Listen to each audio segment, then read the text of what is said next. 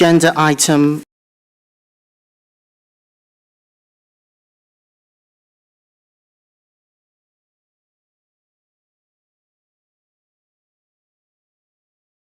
of the committee for this municipal year.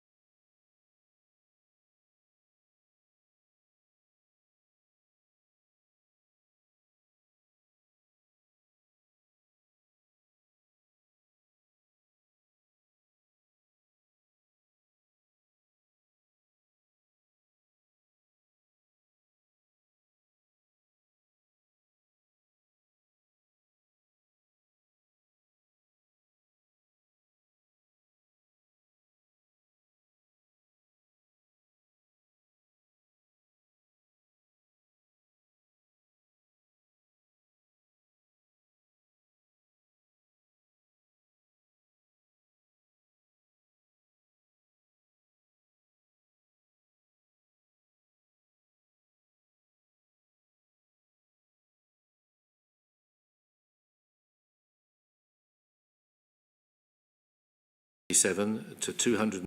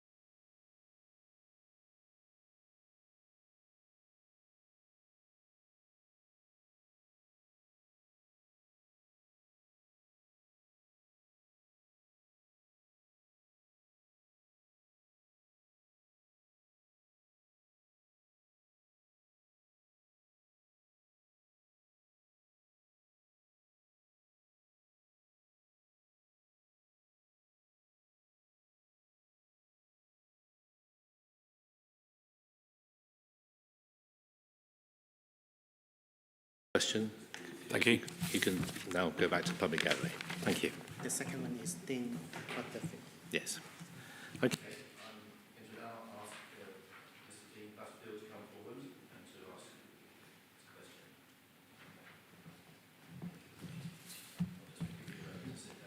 Hi. Yes. Yes, thank you. Can I ask the committee, do they have any plans to restrict or even ban commercial waste being dumped, that's the best way I can describe it, on the high street?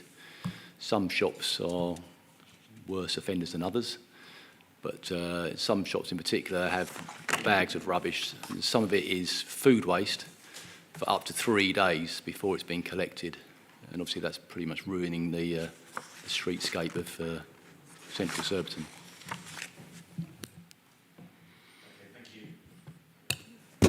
Yeah, thank you very much indeed, Mr. Butterfield, for your question. I have a reply drafted by the officers from the Waste Department, and I shall now read it out to you, and then you'll have an opportunity for a supplementary.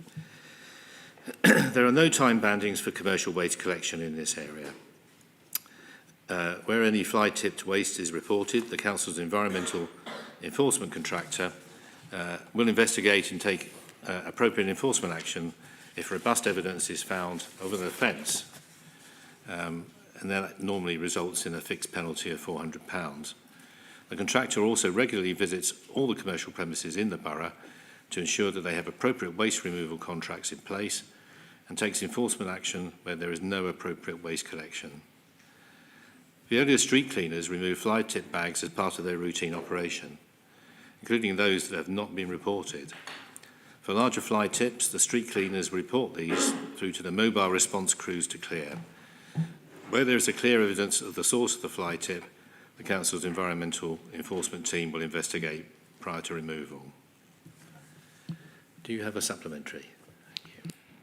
Well, my supplementary comment, really, rather than a question, is I've spoken to the street cleaners about fly tipping and reporting the fly tipping, and they report that that's not their job to report fly tipping as they go about their business. So my question is to be, can we request that, and I think it's Veolia, that their street cleaners do actively report fly tipping and do it quickly, because when I've done it myself, it happens very fast. But when I speak to them, they say that's not part of their remit. So there is a bit of discrepancy between my experience and the answer, so that's really more of a comment than a question. Thank you. Well, thank you very much indeed for that information. Can we pass that on, Herman, to the appropriate officer? Okay, thank you very much indeed, Mr. Buffill.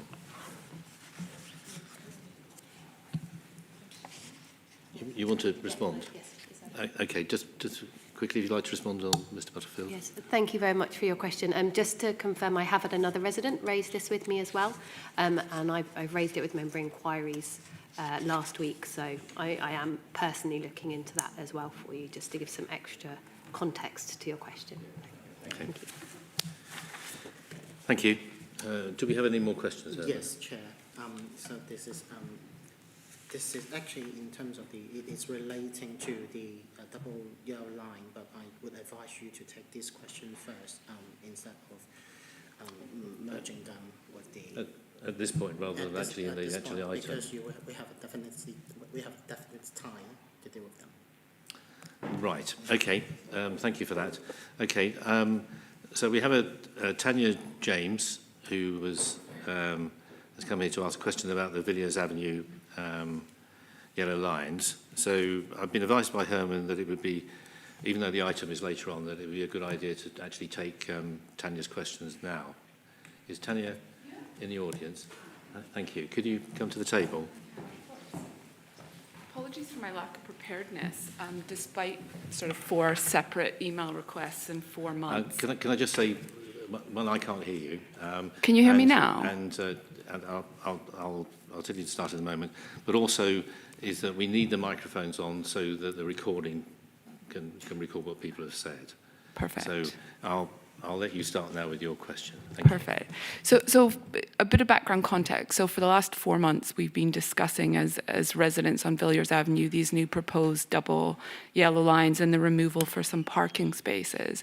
And as the director of the management company who represents 8 leaseholders in 36 Villiers Avenue, I have been asking the council for feasibility assessment and the background as to why this initiative has come in and what safety concerns there are and how our flat, which has no parking outside of street parking, will retain access for basic things like in and out of the flat, for groceries, for Amazon orders, for basic livelihood needs.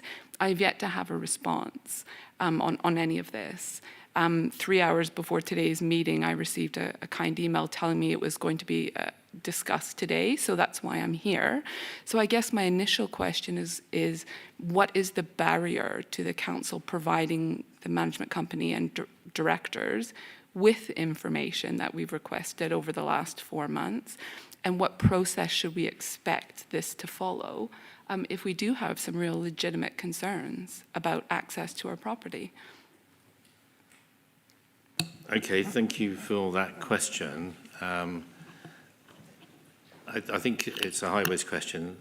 Eunice, did you get that down, and can you respond to it, please? Thank you, Chair. I think what happened is we published the traffic management order. During that period of time, we received a number of objections. So we usually do not reply to the objection received. But what we do, we collect all the information and the objection, and we bring it to you here in a report, and you make your decision based on the officer's recommendation. And you may not go with the officer's recommendation. It's up to the committee to decide. But that's how it is, Chair. So that is why we don't usually respond to any objection received. We bring it here and we deal with it at this committee. Then decision will be made so we can inform the resident. All what I'm going to say is I'm really sorry to hear you haven't been informed about this meeting previously, because I make it very clear to my team to inform all the objectors and to supporters to come to this committee in order to present their case and let members hear their view and decide if they want to uphold or they want to set aside the objection received. But however, I think it's very important for members to understand as well, what we're talking about here is a block of flat has been given permission to be built without adequate off-street parking. So this block of flat is already built on car-free development, which means the people who are supposed to be in this flat, they're not supposed to have cars. So that is why there is no parking spaces have been allocated to these properties. However, the proposed scheme will not stop people from accessing. It will still allow up to 5 minutes for unloading and loading. So this is the whole scheme outside this flat, and in particular area, it's a part of CPZ.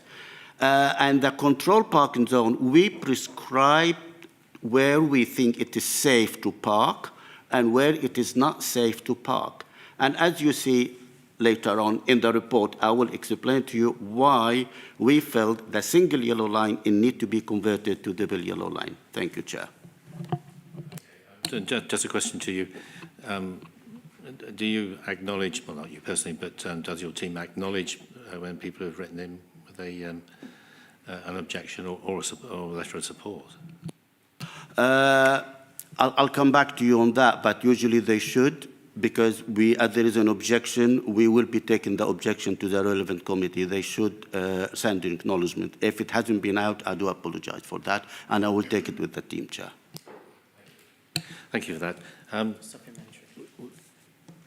I do have a would you like a question. supplementary? So my Can supplementary... you move closer to the microphone? Sorry, my supplementary question is, if I have considerable concerns with the factual accuracy of statements and information put in Appendix C, what is the process by which we can challenge that information? Well, there's an opportunity there to speak on the item. Yes, of course. I mean, Yeah. we deal with questions now, and members of the public could speak up to 3 minutes on agenda item as your discretion.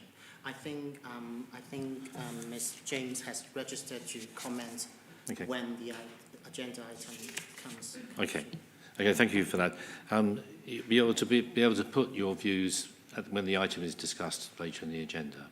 Okay. So you will have 3 minutes to do that because you have registered to speak. Okay. So I shall just wait until you get to that agenda item. Is that how it works? I will call your name. Perfect. Thank Thank you. you.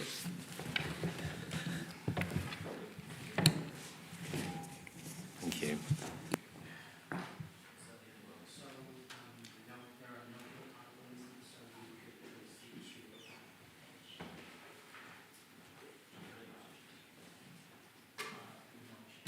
Okay, the next item is petitions, but I understand that we do not have any petitions to consider tonight.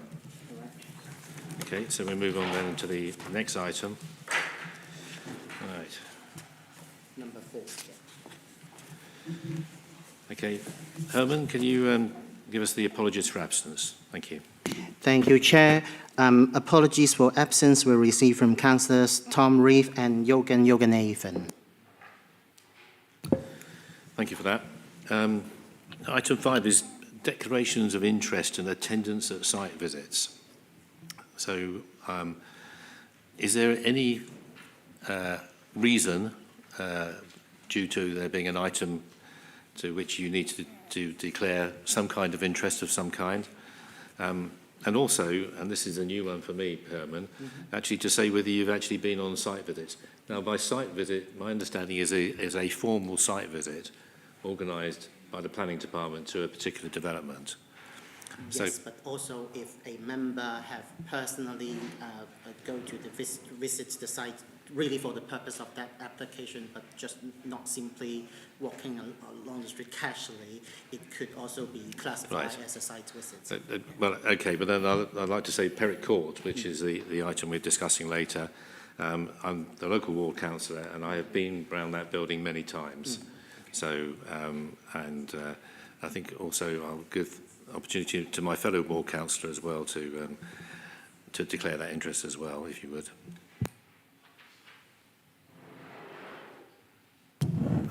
Sorry, this is in respect of the Parrot Court. Yes, I have been as well.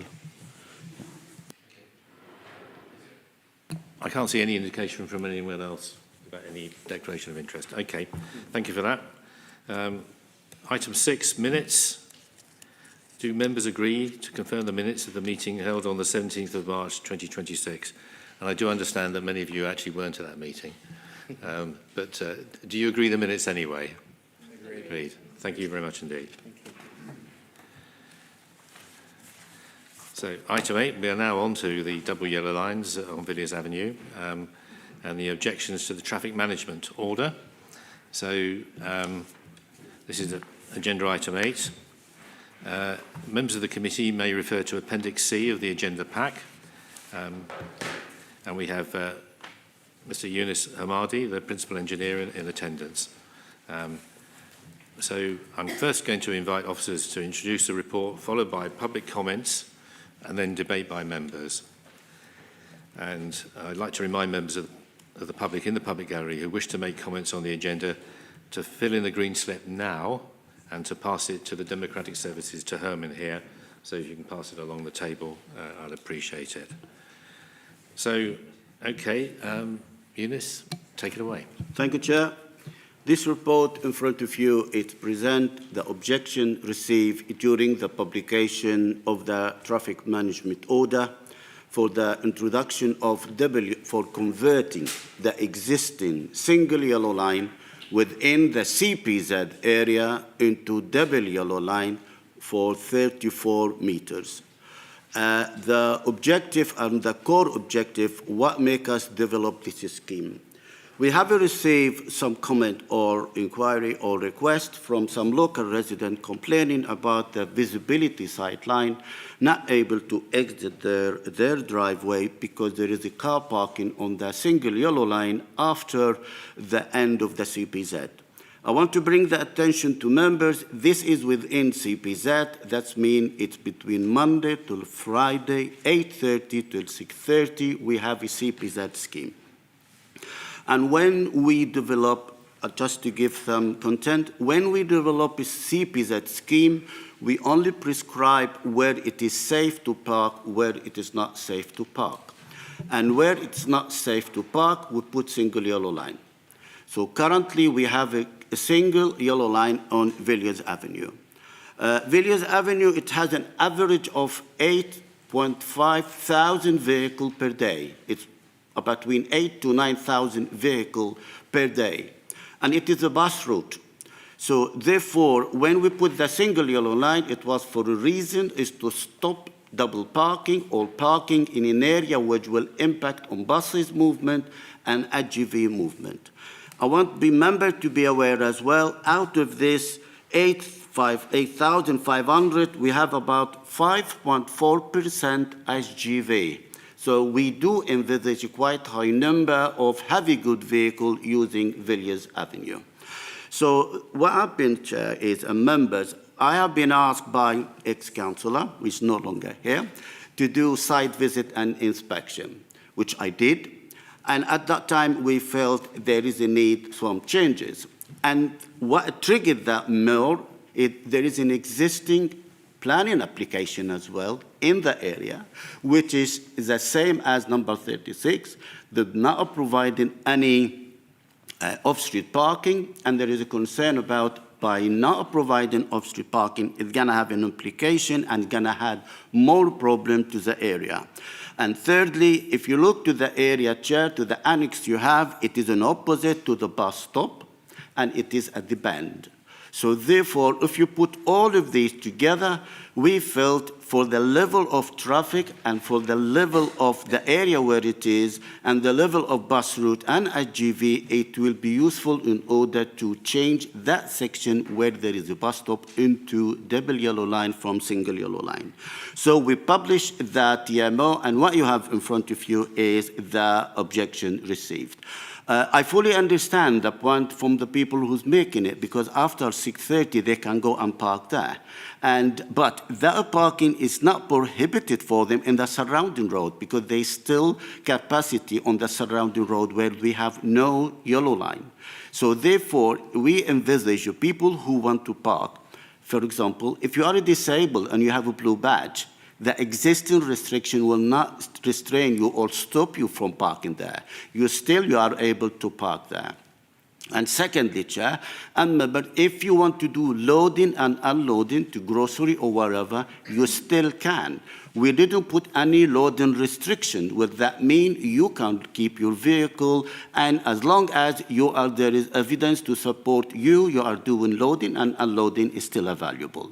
So we are trying to accommodate the need to everybody. So therefore, what I'm asking members to do is to look into the report and the comment which has been put by the officers and set aside the objection received and to allow us to move on with the implementation of the scheme.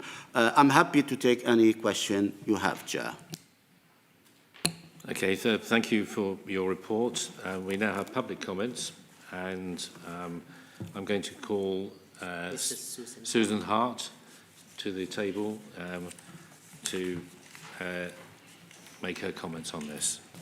I'll just give you a moment to get settled, and if you could turn the microphone on, which it's already on, is it? Yeah, it's on. Okay, your microphone's already on, but if you could move it, if you could move the microphone closer to you, it would help. Okay, thank you very much. Can you go ahead, please? Thank you. Thank you very much, Chair. My application is for the extension of the double yellow lines from 40 Villiers Avenue to continue along the front length of 38 Villiers Avenue. And I've sort of concentrated on that more in this. Villiers Avenue, it's a very busy road. It's a well-used cut-through up to the A3 and onto the M25. It's a quick back route down into Kingston and beyond. And it's the main route for the many ambulances up to Kingston Hospital, plus the K4 bus route and the 2 K4 bus stops lie within this particular stretch of the road. It's mainly a road of houses, all with off-street parking. Congestion and impeded traffic flow and safety and hazardous situations have never really been a problem at all.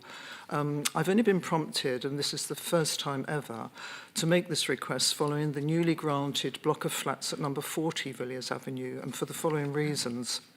So firstly, the parking impact of the flats at number 40, a total of 7 flats and maisonettes with only 2 off-street parking spaces available. So the resultant vehicles from number 40 will lead to parking all along the length of number 38's border. Secondly, this additional parking, it will cause huge problems with the traffic island right outside number 40. There's a set of road hubs and the K4 bus stop right opposite number 38. The disruption to the traffic flow and the congestion and the obstruction will be significant. And it's also hazardous to the safety of road users, with the traffic coming up the hill needing to drive up along the wrong side of the road and around the parked vehicles, as already happens past the parked vehicles at number 36. Thirdly, the hazard of the convex bend. Number 38, it lies on the very pronounced convex bend of the hill, causing already a total blind spot looking down the hill.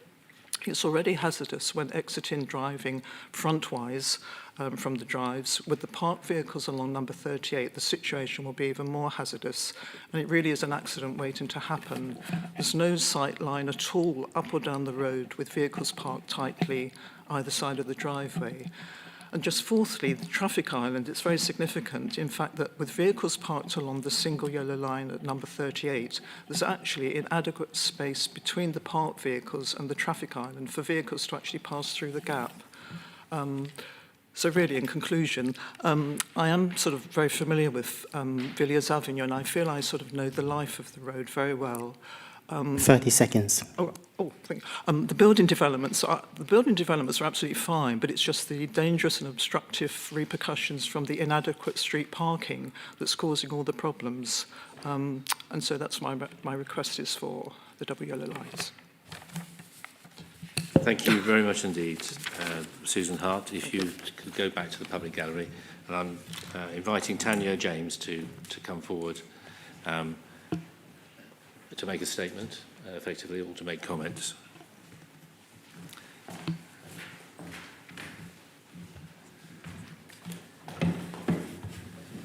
So this will be slightly familiar to you now, procedure. So you have 3 minutes to make your comments or statement. Thank you.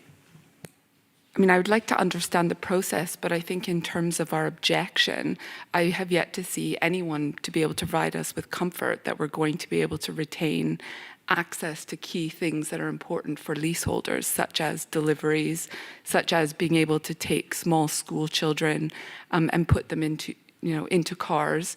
We have 8 flats in our complex. I can't talk to 40 because we're 36.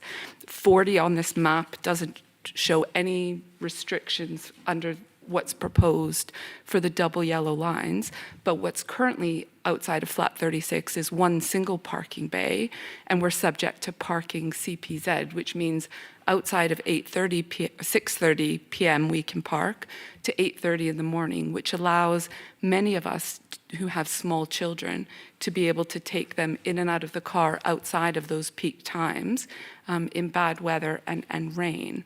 I have yet to see an impact assessment in terms of proportionality or indeed the safety that would mitigate such draconian measures against the 8 leaseholders in our building.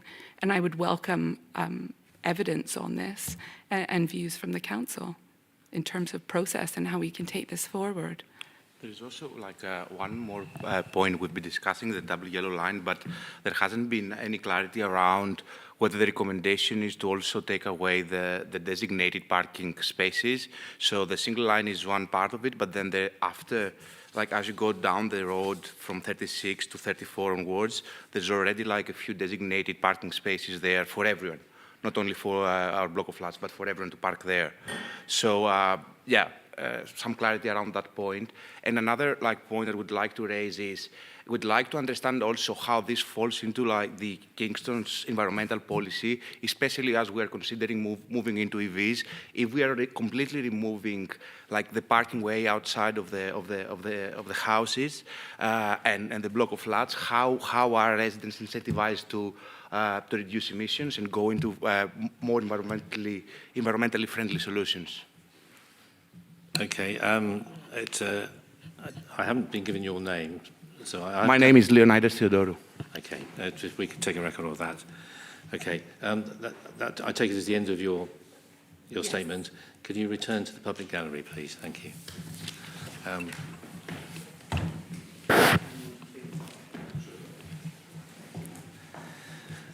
Okay, so we're now going to move to a debate, and so I'm going to formally move, anyway, from the chair, the recommendation, which is the committee resolved that the comments and objections received on the traffic management order, TMO, on conversion of single yellow lines to double yellow lines, near numbers 36 to 38 Villiers Avenue, as set out in paragraph 3 to 4 of the report, and the officer's comments as set out in paragraphs 5 to 8 of the report be noted, and 2, the objections received be set aside, and the TMO for the conversion of the single yellow line to double yellow lines on 36 to 38 Villiers Avenue be approved for implementation, and objectors informed of the committee's decision. So this is just a formal moving of the recommendation so that we can have a debate on it. And do I have a seconder? Anyone want to second it? This is a formal second. Thank you, Anita. Thank you. Right, okay. So I think what we'll do is, I know officers are dying to get in and comment on this, but I think that we'll have the members of the committee first to make their points or ask their questions, and then the officers then can basically wrap that up in hopefully one or more answers. So we're going to do it that way. So if anyone wants to speak on this item, can they indicate? So Councillor Harper. Okay. Okay, and we have here. Okay. Councillor Right. Is there anyone on my left who wants to speak on this item? To the office. Anything, yes. Woodridge then. Okay. So, good. Right. Okay, so Councillor Sharper was first off the starting line. Anita, could you go ahead and make your comments or ask your questions? Thank you. Thank you, Chair. Just a couple of questions, really. I'm always interested whenever there's a proposal on the table for any form of enforcement, i.e. double yellow lines that's enforceable.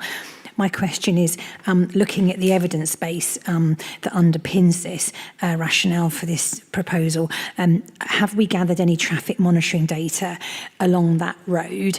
And secondly, do we have any collision data by that location? Thank you, Chair. That would be a question for highways. Thank you. Okay. Do you mind if officers give that as part of a reply to several questions? Okay, thank you. I appreciate that.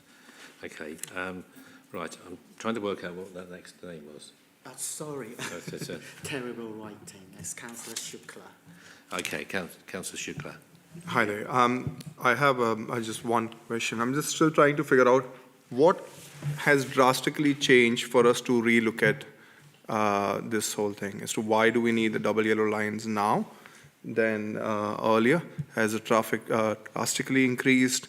Have the types of houses changed in that area? Because the flats have been there for some time, the house next to it has been there for some time. So what exactly has changed that has prompted this?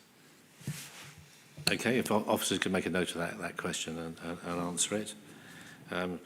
Councillor Holt, I can read that. Alison, would you like to go ahead? Thank you. Thank you. I've got a few questions. I've looked on the map, and I think there's double yellow lines on the other side of the road.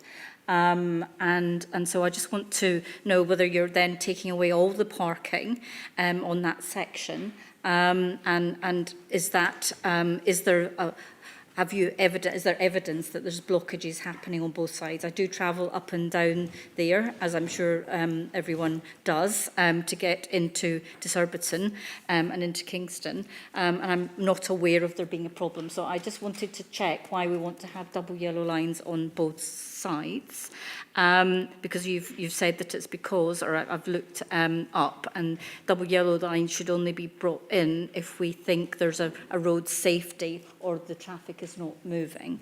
And then I've got two questions, because I've seen that we've got 36 Villiers Road, which has been converted from a single dwelling into 9, I think it is, and we've got 40 Villiers Road, which was a single dwelling, into 7, which has been granted permission, which I've looked at. Do those properties have access to parking permits? Because I presume the CP, it says on my Google Maps that there's a CPZ there, and they would only be allowed to park in those parking spaces out with the parking permit times, because they shouldn't be allowed, or I'm expecting that these properties were not given access to parking permits. Okay, thank you for that. Councillor Milestone, Helen. Thank you, Chair. Yes, so some additional questions regarding the evidence from the report. So one is, it's cited in the report regarding the double yellow lines then meaning residents take alternative transport options. I'd like to understand that in a little bit more detail, please. Additionally, it talks regarding congestion evidence.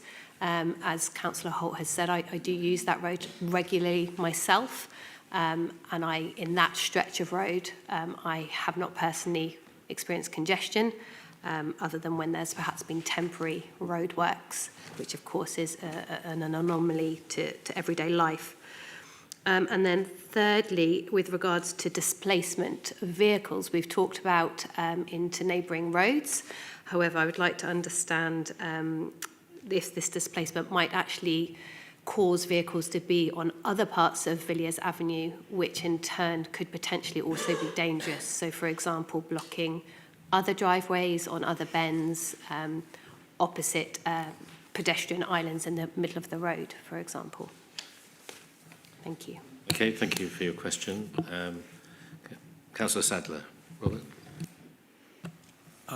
Luckily, everyone else has pretty much raised all the questions that I was going to ask anyway. So one point that hasn't been mentioned that I would like to actually hammer home is that the K4 bus route is not a regular one. It's every 30 minutes to 1 hour, and it doesn't run at all on Sundays. So I think that point about it, the buses blocking traffic, is quite a minor one. It doesn't really justify this level of action. Thank you. Okay, thank you for that. Councillor Waldridge. Andrew? Yeah, like a lot of colleagues, I'm up and down that road like a fiddler's elbow. Eunice, can you talk us through the evidence behind this? What is it that demonstrates the current arrangement is causing a safety or traffic management issue that actually requires double yellow lines?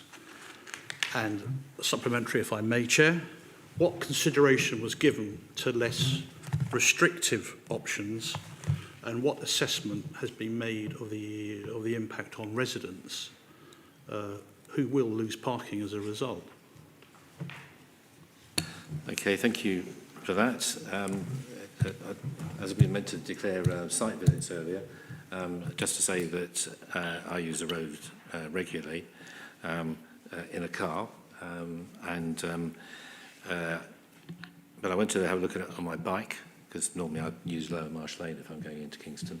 So I made the effort anyway to go up and have a look at it on my bike. And of course it was the time when the top of the road was closed because of the gas leak.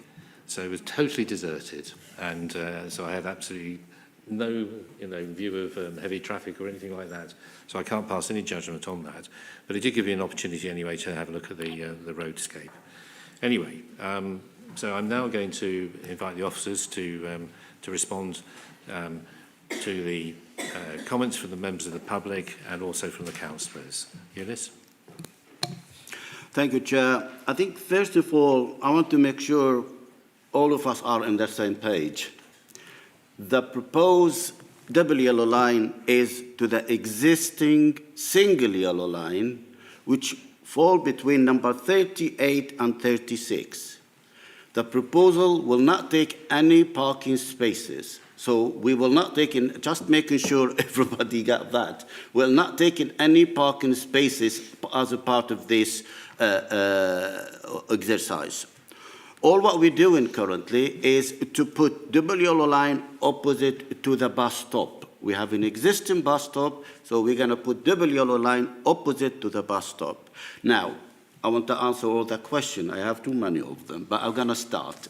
The first one, do we have a collision? Well, I'm very pleased to say the collision at this particular location, no. That's answered the first question. The second point, how did I come up with that? We visited the site several times, and we did see sometimes people do park there. So the extent of the problem, as I said, currently is not to the extent we need to action it now. However, if members feel they want to leave it for later on, it's your call. We are trying to say now, if any new development taking place, then they're going to be number of parking is going to develop, then they're going to be there. So that is the point I'm trying to make. Why we're doing it now, like I explained to you, we're taking into what's going on, happening now and the future scheme, and that is what triggered the situation. Am I taking any parking? I'm not taking any parking whatsoever. It is a single yellow line. I'm not taking bays. I'm not taking parking from anybody. It's in existing. Nobody can park there till after 6:30. Yes, they can after 6:30, and they can park there on Saturday and on Sundays. So that's so far. Where do they have access? Yes, if we have a double yellow line, the resident, they still have loading, unloading. They don't see any problem. You can still pick up and drop your children. I don't see any problem. The only things you're gonna not be able to do is stationary and to park in this area. Do this flat have access to permit? As far as I'm aware, yes. they can't purchase a permit. Unfortunately, yes, Councillor Holt, I was surprised as much as you are. I thought there was Section 106 for this development, but I have been told there was none. So therefore, anybody on this flat, he can purchase a permit and he can park anywhere within the CPZ. There is nothing stopping them to park within the CPZ. They don't have to park on any yellow line. So that's, if I answered that question. Both properties. I'm afraid, yes. Both development, they don't have Section 106. What that means, any resident wish to purchase a permit, they are allowed to purchase a permit. It's against what I want to see, but it's not my decision who make at that planning department. Okay, displacement. I don't see how they're going to be displacement. The only displacement is going to be during the weekend, where the people who do people want to park in that single yellow line during Saturday and Sunday? If they have an opportunity, they can go and park somewhere else. Will they block other people? I don't know about that question. We have to wait and see. If there is any displacement, we need to review the situation. But if currently there is some reserve capacity, if the people, they want to go and park there, they can. About the buses, I'm afraid I disagree with the councillor's point of view. K2, maybe it is that, but if there is any buses there and somebody parking at the opposite direction, you're creating hazard, and that is safety hazard. So therefore, we need to bear that into consideration. Have we done any consideration to the resident? I'm not sure what could be I do here, other than I didn't put any loading restriction. That means they still can have blue badge holder, can park there if they wish. Loading and unloading still allowed. Dropping and pick up children, they still allowed. At the end of the day, members and chairs, this is for you to consider. It's for you to decide. If you want to approve it, it's fine. Set aside the objection. If you don't wish to approve it currently and you prefer me to leave it, uphold the objection, then come back after a year, after the new development being in place, we can bring another report to this committee regarding this suggestion, if that will address the issue. The call is yours. Right, I just want to get that clear for the members of the committee and myself. So, so effectively, this would be on basically a basis where it would be reviewed after a year, after basically it had been installed. Is that the case? You need to uphold the objection to say, yes, double yellow line is not going to go ahead now, but after 1 year, I want you to do another publication, and if there is any objection, we'll bring back the objection to this committee. Okay, so sorry, just to get this clear in my own mind, you're saying we could defer this tonight for a year? Is that what you're saying? I'm not saying defer. I'm saying to you, uphold it. Then you said you're not allowing that double yellow line to go ahead. And if you want me to review it after 1 year, I will review it and I come back to you after 1 year. Okay, so you're saying that we could turn this down tonight and then bring it back in a year's time. Okay, thank you for that. Right, I think I saw a councillor indicate in front of me. Oh, behind me. Okay, and also on this side as well. So I'm going to go with Councillor Holt first, okay, and then Councillor Sharper. Thank you. Mine was just, I didn't hear one of my questions answer, which was we would then be putting double yellow lines on both sides of the road. I'm only putting yellow line on one side. There's already double yellow lines on the other side. On the other side, yes. But as I said to you earlier, if you look at the plan itself, I'm putting double yellow line opposite to the bus stop. So there's only after and before the bus stop will be double yellow line. So yes, there will be double yellow line on both sides, but the double yellow line where we're proposing it is opposite to the bus stop mostly. Mostly on flat 36. That's fine. I understand that it was a bus stop and the rest of the road, but it's the bus stop is a restriction anyway. You shouldn't really be parking in the bus stop in the red bit, and there's double yellow lines the rest of the way down. On the other side, it's just one single, and we were going to make it double yellow. That was my question, sure. And I just wanted to check that was the case. But thank you for that, Eunice. Thank you. Councillor Sharper, Anita.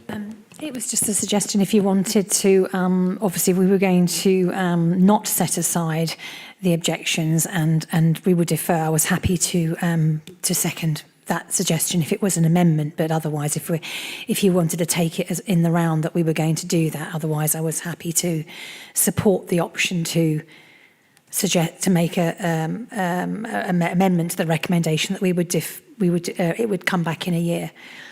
But it would be up to you how you wanted to do it. It was just my offer to say I was happy to second that.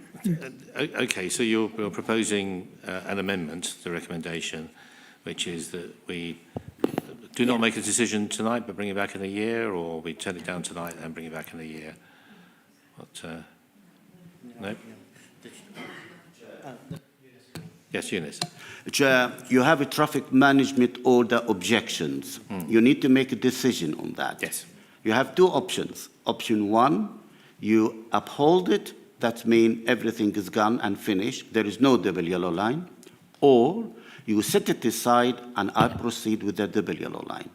So what I was suggesting to you earlier, to uphold it, that means there is nothing. Then after 1 year, we review the situation and we'll come back within you.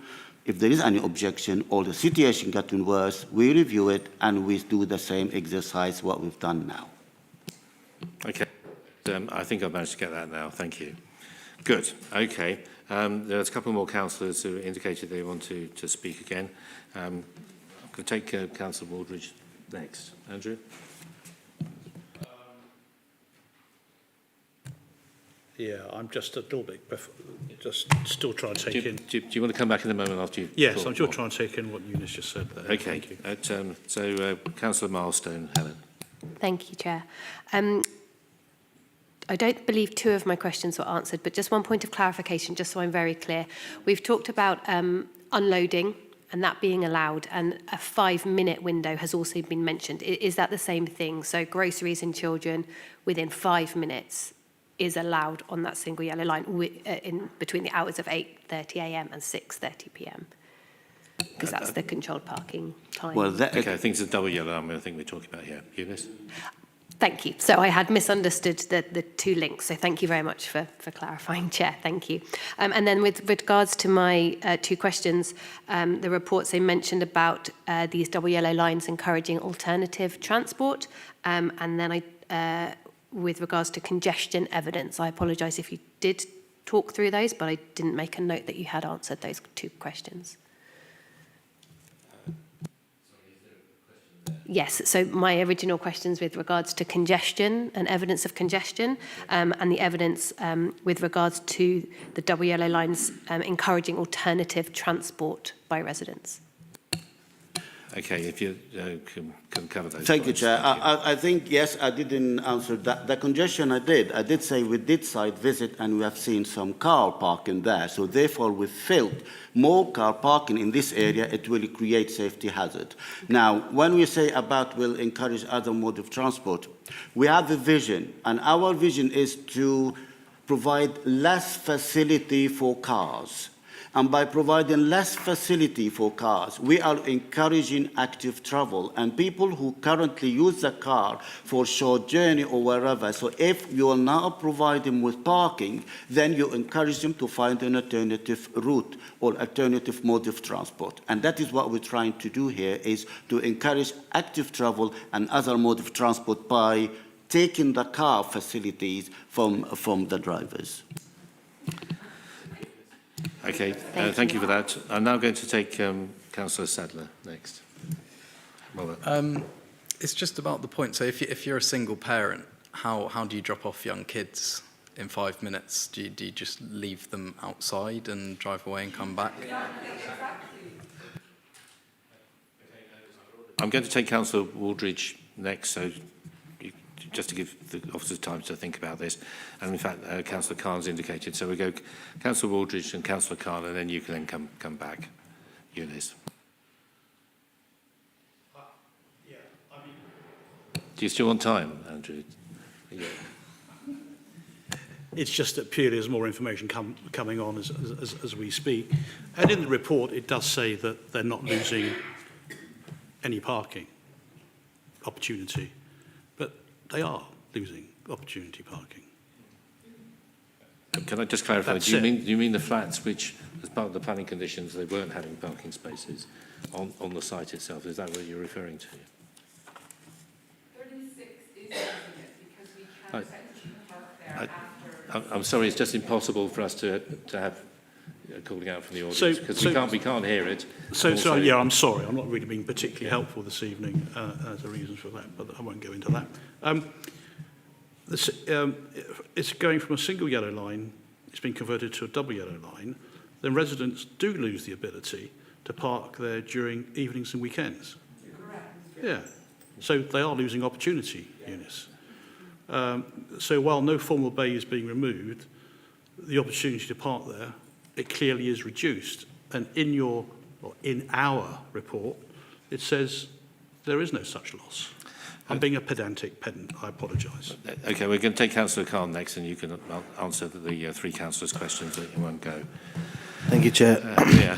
So my question was, if we take away the opportunity to park on the evenings, in the evenings, on the weekends, and there are people who are living in the area who are not currently, who currently don't have parking permits, if they then have to take permits, would that not increase the pressure on the CPZ bays?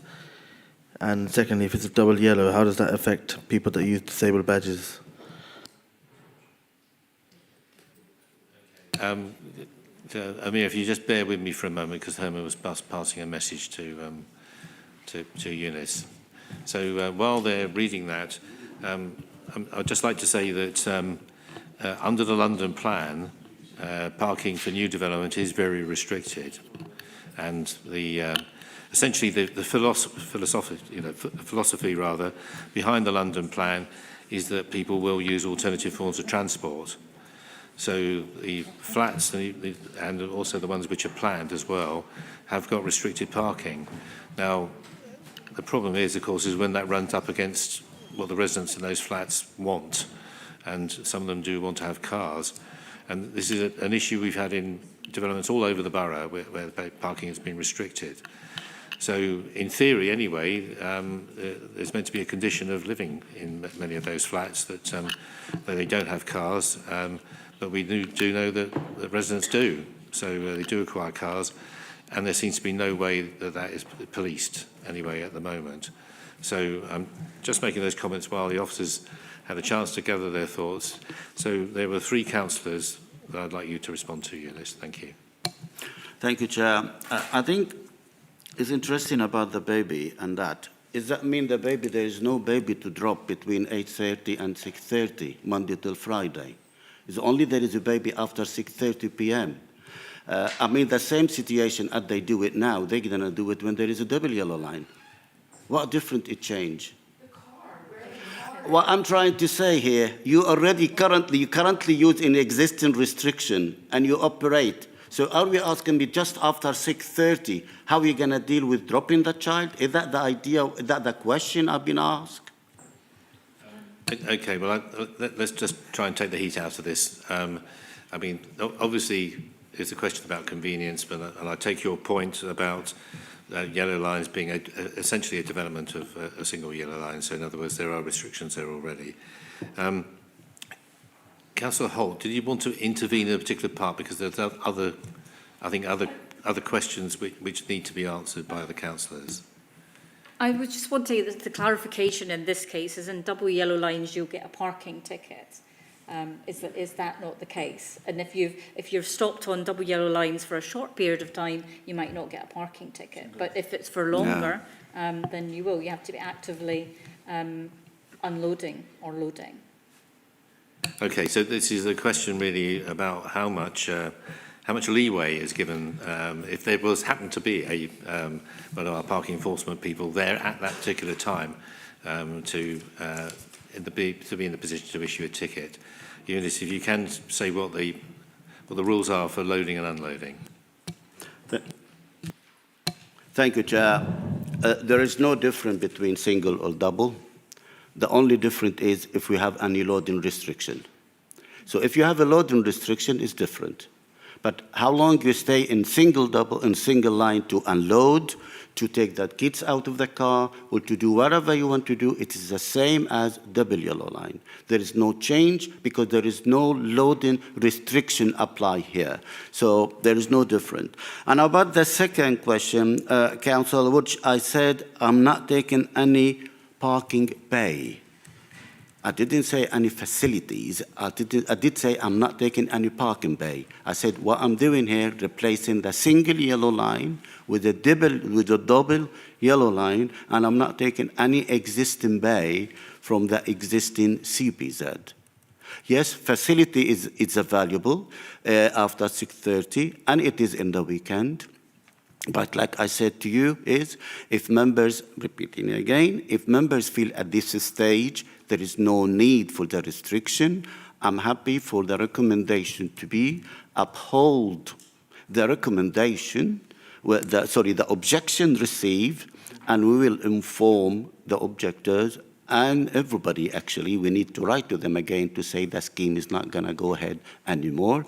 And we review it after 1 year when the new development is taking place, and will assist it on more to see the implication as a result of the new development having on the Villiers Avenue. Okay, yes, I take the point about the new development coming along and the opportunity to do a review then. I'm just going to, I've got a couple more councillors who wanted to ask questions or make points, but I just wanted to check that the councillors who have asked questions or made points, have you received your answer? Now, I'm not saying you may like the answer, but have you received your answer? Okay, Councillor Sharper, can you just remind us? It was just about whether there'd been actual traffic monitoring on the road at that location. Thank you, Chair. Oh, and collision data on that road. Thank you. Okay, so traffic monitoring and collision data.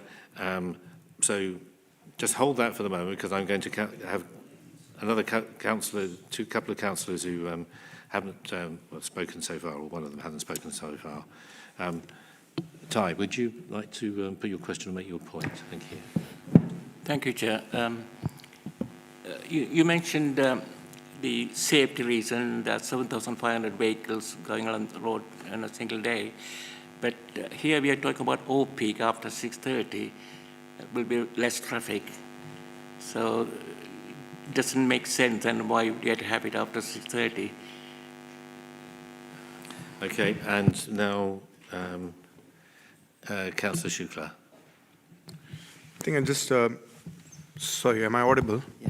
I just wanted to make a statement rather than a question. I respect the expertise of the council officers who've gone down to the site and seen what has happened. Unfortunately for me, I'm yet to see any drastic change in the traffic and the situation around it and the danger it may cause to anyone to seek a change from single to double, which I do understand doesn't take away a lot of things as everyone thought, but at the same time does give some additional restrictions as against what they are right now. And if we can just hear the voices in this room, there are more residents objecting to it than supporting it. That's all I would like to say. Thank you. Okay. I think there's before we ask the officers to answer again, I think there's reading the room, right?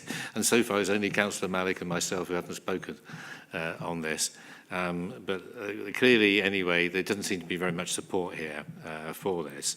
So Herman has been very kindly drafting for me some wording. Whether you're happy with this? Okay.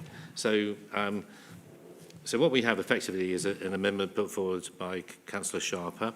And so this is what Herman has drafted, and then I'll read it out, and I'll turn to you to then broadly agree with what you want, and then there's an opportunity then to take a vote on it, and then that would be effectively the substantive then, wouldn't it? And then vote on the substantive, yes. Yeah. So okay. two votes are required. Okay. Okay. So the amendment is replacing the second recommendation to quote, the objections received be upheld and respondents be informed of the committee's decision. Is that close? Yes, and then... Close quotes, okay. And then the next point is adding a recommendation as, quote, a review be conducted by officers after 12 months and a report be brought back to the committee for any new traffic management order. Anita, does that broadly line with what you wanted? It does, Chair. Okay. Do you have a seconder for the amendment in that case? Okay, well, I'm going to take the nearest one to me, so that's Councillor Sadler. Check if Eunice is seconder. happy with that. Yeah, Eunice, have you got that? Okay, and that I think that's along the lines that one of the alternatives that you described as well. Okay, so we're now going to take a vote on the amendment. If you support the amendment, can you please indicate by by a show of hands?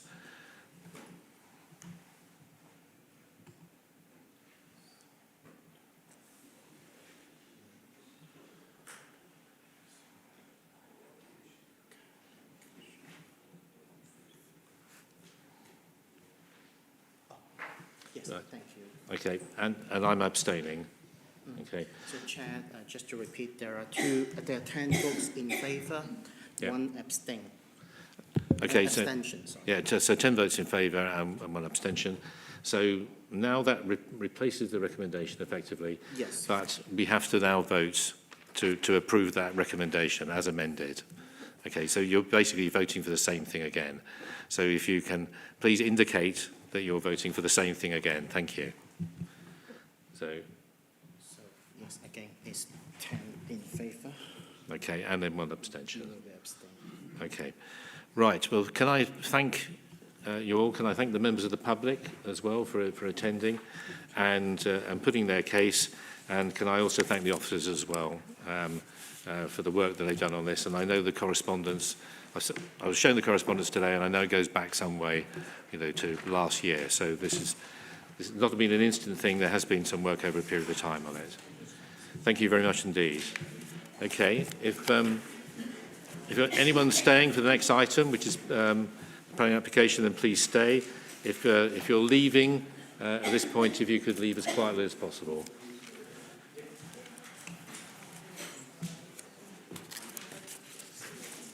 Do you mean the one email? Okay.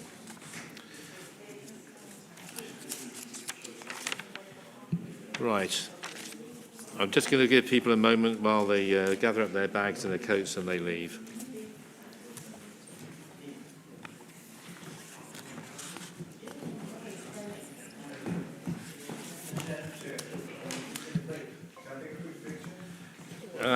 Yes, okay. Can you take 5 minutes? Okay.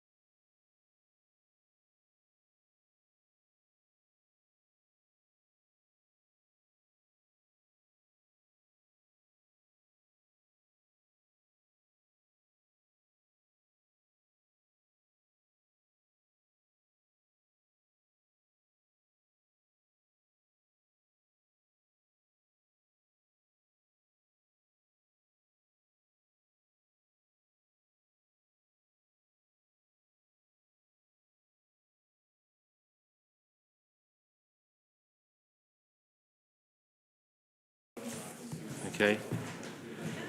Thank you.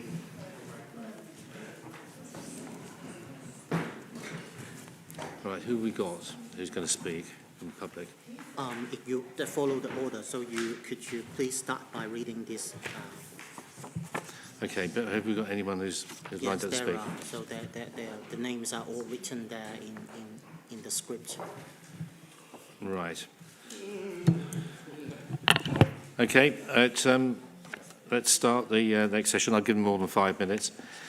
So item 9 is planning applications for decision. Now, I'd just like to say that before we move to discuss this particular planning application, I'm just going to say some housekeeping arrangements. Regarding public participation on the application, there is a registration scheme for residents and applicants wishing to participate in the planning applications that are considered by the committee. Members of the public who have registered to speak will be invited to come forward to the table at the appropriate point. Second, members of the public are reminded that planning application processes are constrained by the need to have regard to current planning policy at national and regional levels, as well as all other material planning considerations, including case law precedent. The decision-making process is often described as quasi-judicial because local planning authorities have to act reasonably within the bounds of planning law and above considerations, and are not free to determine planning applications simply because of the weight of public opinion. For the purposes of debate, the officer recommendation will be moved prior to the consideration of the matter by members. This does not indicate that members are predisposed to a decision one way or the other. In other words, it's another technical moving by me as the chair and someone else to be the seconder.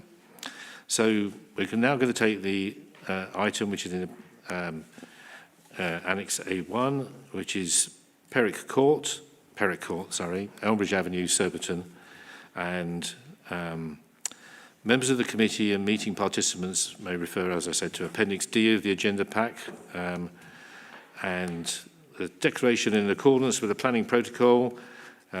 Do members have any other declaration on this application in accordance with the planning protocol? Herman, could you explain what the planning protocol is for the new members? Thank you, Chair. Effectively, this is a part of the Constitution which consists of two parts. The first part is the planning protocol, which dictates how planning officers handle the planning applications. The second part of it is the planning committee procedure rules, which govern how the public process of the planning when the application goes to a committee for decision. So we often refer to the planning protocol. Effectively, it consists of two parts, but they are an essential part of the Constitution. Okay, thank you for that. So what we're going to do is that we're going to have a report from the Joel Turner, the Principal Planning Officer, who will present basically a slideshow and a report on the application. And there will be no questions taken at that point. Just keep a note of your questions, okay, councillors. But I will then invite two of the registered objectors, which is Mrs. Marianne Caslake and Miss Catherine Goring, to come up and to the table and to speak on the application. But I'll make it obvious anyway that I'm calling you up to the table at that point. And they will then have 5 minutes, but I'll repeat all these instructions again. Then we'll have another set of objectors, Mr. Michael Cole and Mr.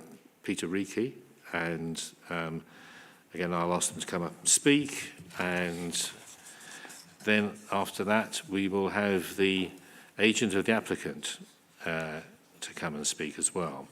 And again, I'll make it obvious at that particular point that, that Mr.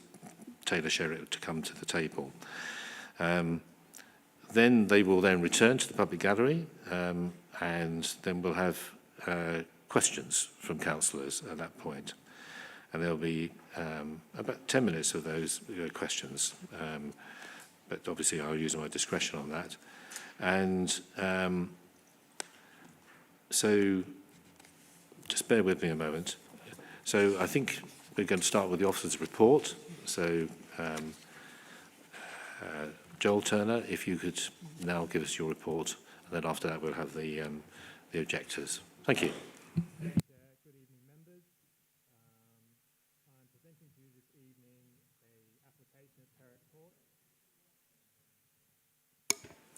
Sorry, I pressed the wrong button. The application this evening is at Perrott Court on Elmbridge Avenue. The proposal is for construction of additional storage to the existing building to create 4 residential flats, the installation of solar panels, a low pit lift, associated landscaping and parking. So just giving members an indication of the location of the site, we are close to the A3 here. We also have the Hogsmill Wood Nature Reserve as well, and the general character of the area is low density residential. Here's another indication of the application site. So the building is 4 stories in height. It contains 20 different homes, typically duplex homes. This photo here is taken from the corner of Elmbridge Avenue and the A3 Slip Road. And this is another photo taken from the Elmbridge Avenue. This is a photo on the left that's from the rear of the site. So there is a lower ground floor level here, and there's individual garage spaces. There's also an internal access road, and there's a grass lawn area. You can also see the deck access that provides the access to the upper floor duplex units. Just further indications of the site, an indication on the right-hand side of the internal access road that leads off Elmbridge Avenue. This is a photo of the waste storage area currently. So at the front there's a large bin for general refuse. Behind that there are some recycling bins. So the proposal. Yes, I've been through that. So this is an indication of the existing layout of the building. So as you can see from the flat numbers, the ground floor and the first floor, sorry, this is the lower ground, that's the lower ground floor, that's the ground floor. This gives an indication of the internal lawn area, the bin store, and the internal access road. This is a proposed site plan for the site. So the key elements to take away from this is a relocation of that amenity lawn at the rear to the side. Some benefits of this, as shown on the daylight and sunlight assessment, is that this particular location has a greater level of sunlight than the existing location of it. There'll be 5 car parking spaces created. At the moment, there are cars parking on the internal access road, but there is no designated parking available there. Also proposed is some access from this access from Elmbridge Avenue. So currently these lawn areas that wrap around the building are inaccessible, but this would effectively, by providing some stairs here, these would create additional areas for open space and recreation. So existing floor plans as well. So we'll just go up the building. It's the same sort of design as we go up. The layout of the flats meet all space standards of the nationally prescribed space standards and policy D6 of the London Plan. We have 2 2-bedroom homes and 2 3-bedroom homes proposed. On the southern elevation facing the A3, we have the solar panels that are proposed, and it's obviously located to the south because that's the maximum orientation, at maximum availability of sunlight. And on the left-hand side, you have a section plan of how those would be placed on the roof. In terms of the elevations, so members may be aware that the building currently hosts a large series of telecommunications equipment. On the top, it's quite haphazard in its appearance. There's no regularity in its design. And the proposal would effectively remove all this telecommunications equipment and replace it with a mansard-style extension. This is a view from Elmbridge Avenue. Larger views from the A3.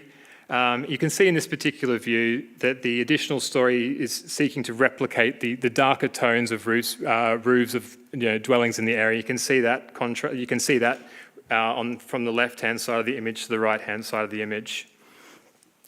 This is another sort of image of that junction there. So we effectively remove those telecommunications. Some things you might be able to notice are the sort of small projecting dormer windows that are coming off are reflecting the banding that wraps around the building. And you'll also see an improvement to the landscaping. Again, just another image of the proposed development. So the key material considerations for the members this evening are the principle of development, obviously providing additional homes. Members, having read through the report, should be aware of the Council's 5-year housing land supply position and the presumption in favour of sustainable development that exists. We're looking at character and design and the impact on residential amenity, the living conditions of future residents, the biodiversity net gain, transport and highways, refuse and fire safety. So the recommendation this evening, the officer recommendation, is to approve the application subject to conditions and to delegate authority to the Director of Planning and Regeneration. Thank you, Chair. Thank you. Right, I'm going to ask the first set of registered objectors to come forward. So that's Mrs. Marianne Caslake and Ms. Catherine Goring. If you could come to the table, please. And then, so if you can decide which of you starts first, that's it. Which has the microphone first. So between you have 5 minutes now, basically, to make your case. Are we on? Yes, the microphone is on, but if you can make sure it's kind of closer to you, then that will just help with the recording. Yeah. Okay. Is that better? For me, as I'm a little bit deaf, even closer would be even better. How's that? That's better. Is that better? Try speaking. There we are. Let's bend it down a bit. I'll read my notes. Test it first. Testing. Okay. Yeah. All right. Okay. So we'll just let Herman get back to his seat, and then we'll start your time for you. I'm Marianne Caslake. I'm a resident at Perrott Court. My comment is mainly with reference to the proposed relocated amenity space. Currently, the only safe play area... Chair, could the mic just be closer to the residents? Closer? Is that better? Yes. Okay. You can restart from the beginning. Okay, right. Marianne Caslake, I'm a resident of Perrott Court. My comment is with reference to the proposed relocation of the amenity space. Currently, the only safe play area for our children living in the block is the grass area to the rear of the flats, which is adjacent to the access road, separated by a low wall. It is environmentally the best place because it is shielded by the L-shaped buildings from the busy trunk road, consisting of 10 lanes of traffic, 6 A3 for Service Road. Also, the busy junction of the A3 with Elmbridge Avenue. The surrounding green grassed areas on the outside of the buildings in no way can be considered as amenity spaces. The emissions are so high, you wouldn't want a child to play in that area. So the proposal is that this whole area is replaced by car parking. According to the landscape detail drawing, DPLC 439 LP01, the size of the proposed amenity space is considerably smaller than our current amenity area. And I've overwritten on this plan, taken a perspective from the above balcony where our green space is, so you can compare it directly with what the green space proposed is for the amenity area. And the proposed area is a very irregular shape. We have a nice shape, almost squarish with acute angles, so it's a good play area. The proposed area is no good, in other words. The access road from Elmbridge Avenue is not part of Perrott Estate. It's not part of it. It is a shared road untitled and unregistered, with houses 2, 4 and 6 Elmbridge Avenue. The proposals show that part of the lower end of this untitled road is changed to reinforced grass grid and sown with amenity grass, which almost indicates that it is part of Perrott Court complex, and it is not. The gridded area fronts the garage belonging to house number 2, and the road gives access to the garages of houses number 4 and 6 Elmbridge Avenue. None of the drawings or the plans show any of these garages, but just to say that that is an access road for possibly 3 more cars. The proposed amenity space is an irregular shape. It is no substitute for the current play area, which has acute angles and is a regular shape. The proposed amenity area is not conducive to ball games, etc., and it is also flanked by car parking spaces. From an aerial view by way of the top balcony, it is obvious that the proposed amenity area is smaller than what we currently have, therefore not fit for purpose.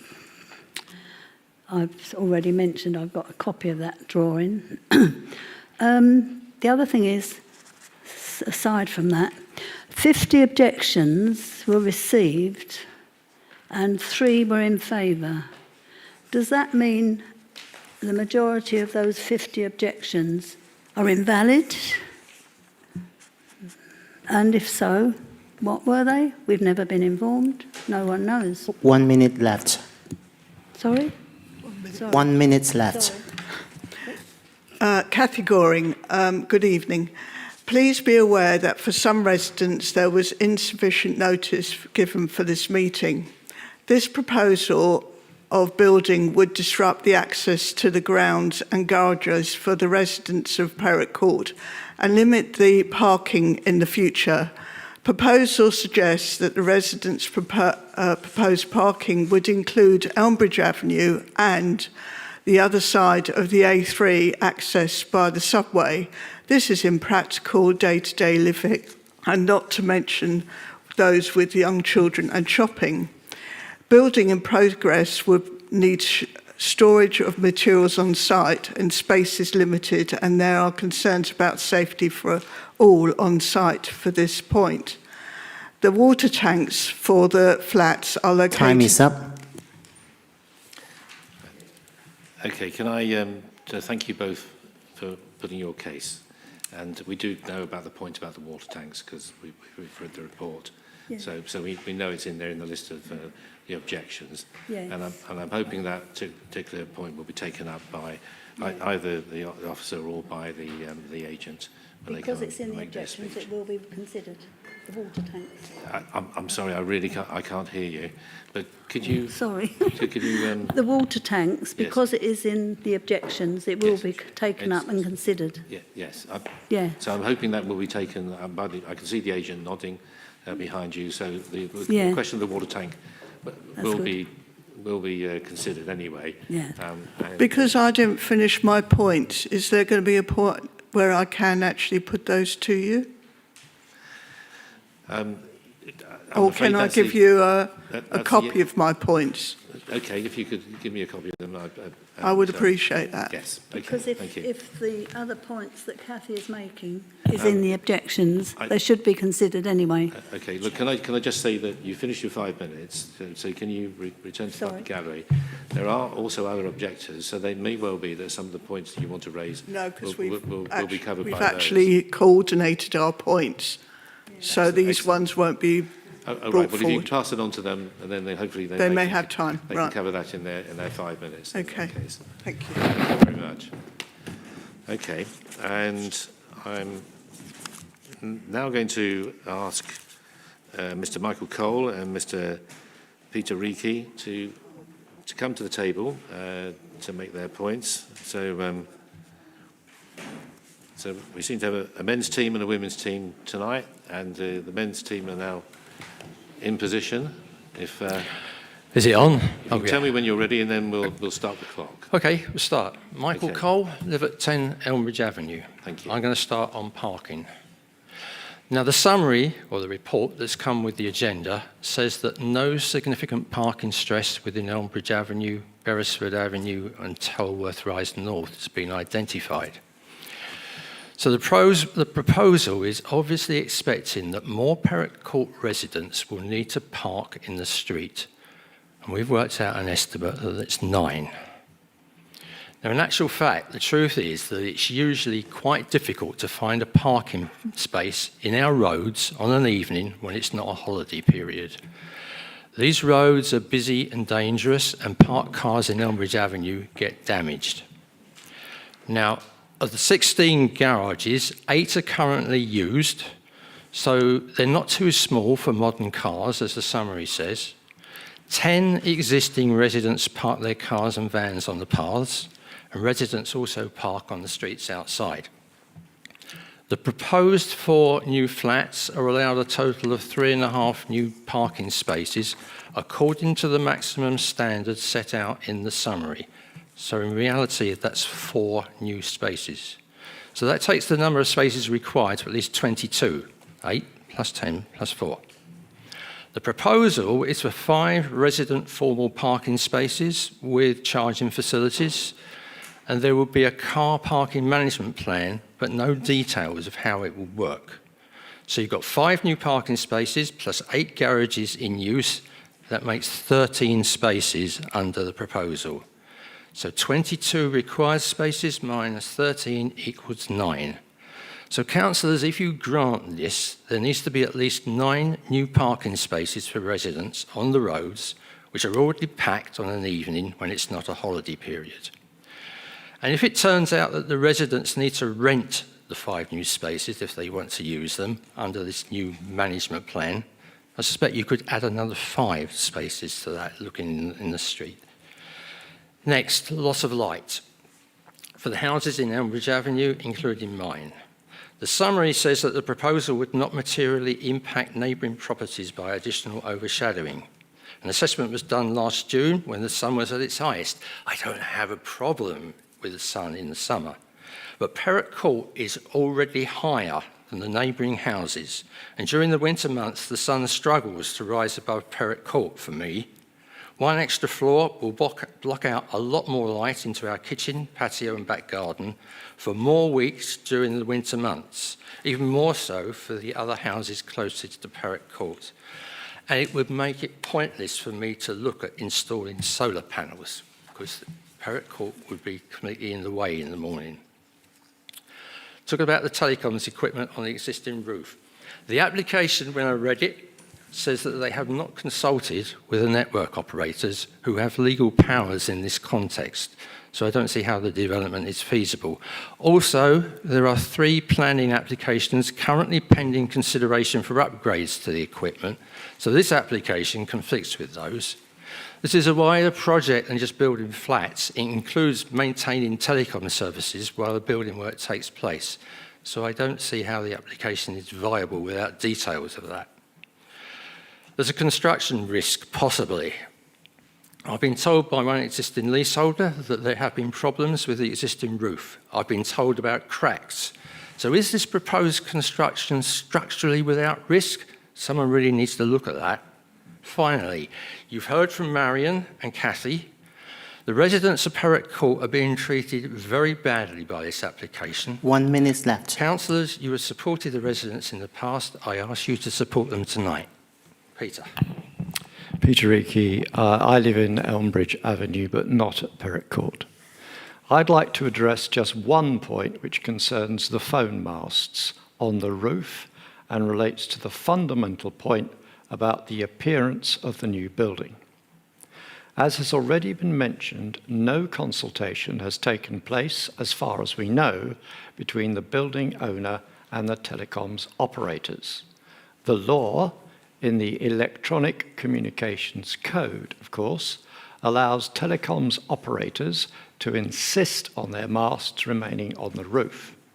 So this means they can actually stop the roof work going ahead at all. It is possible for the owner to ask them to leave if that was part of their original deal.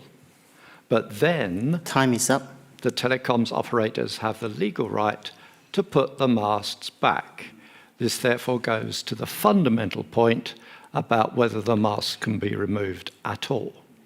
And if they can be removed, then the operators can simply apply for a big new mast in the grounds under the Act. Thank you. Okay. I know that councillors will be asking questions about the phone masts, so that it will come up, rest assured. Can I thank you very much indeed for making your presentation, and could you now return to the public gallery? Thank you.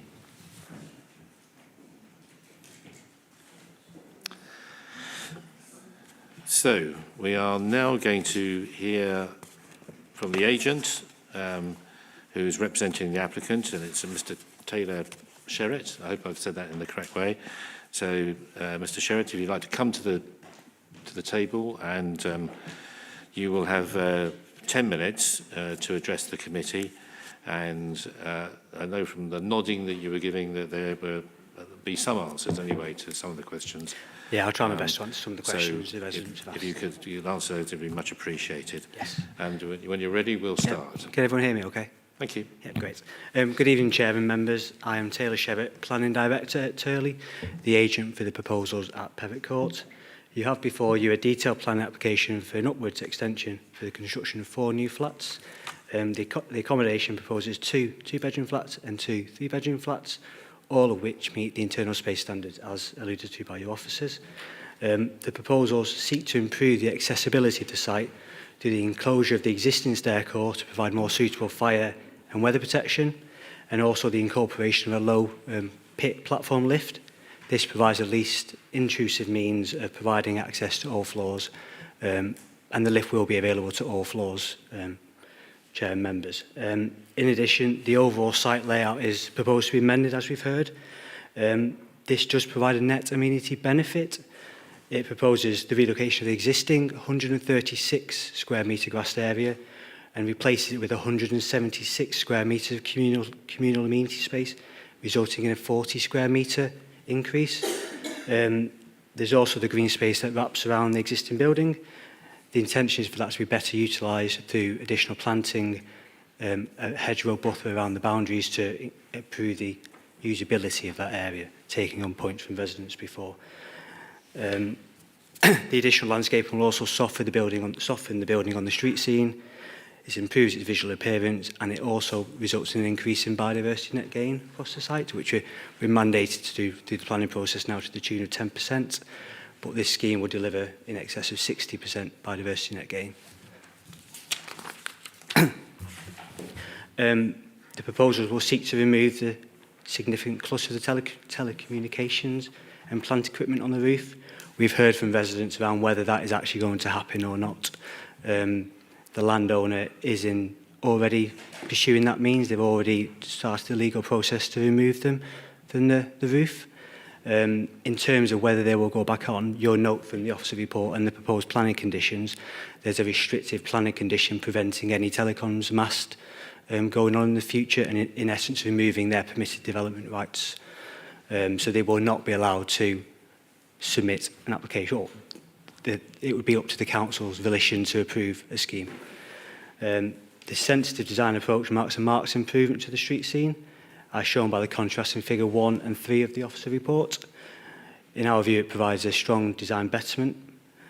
Despite there being no policy requirement to do so, the proposal proactively provides solar panels, of which the current intention is for the power generated from the solar panels to serve the communal areas and the surrounding lighting.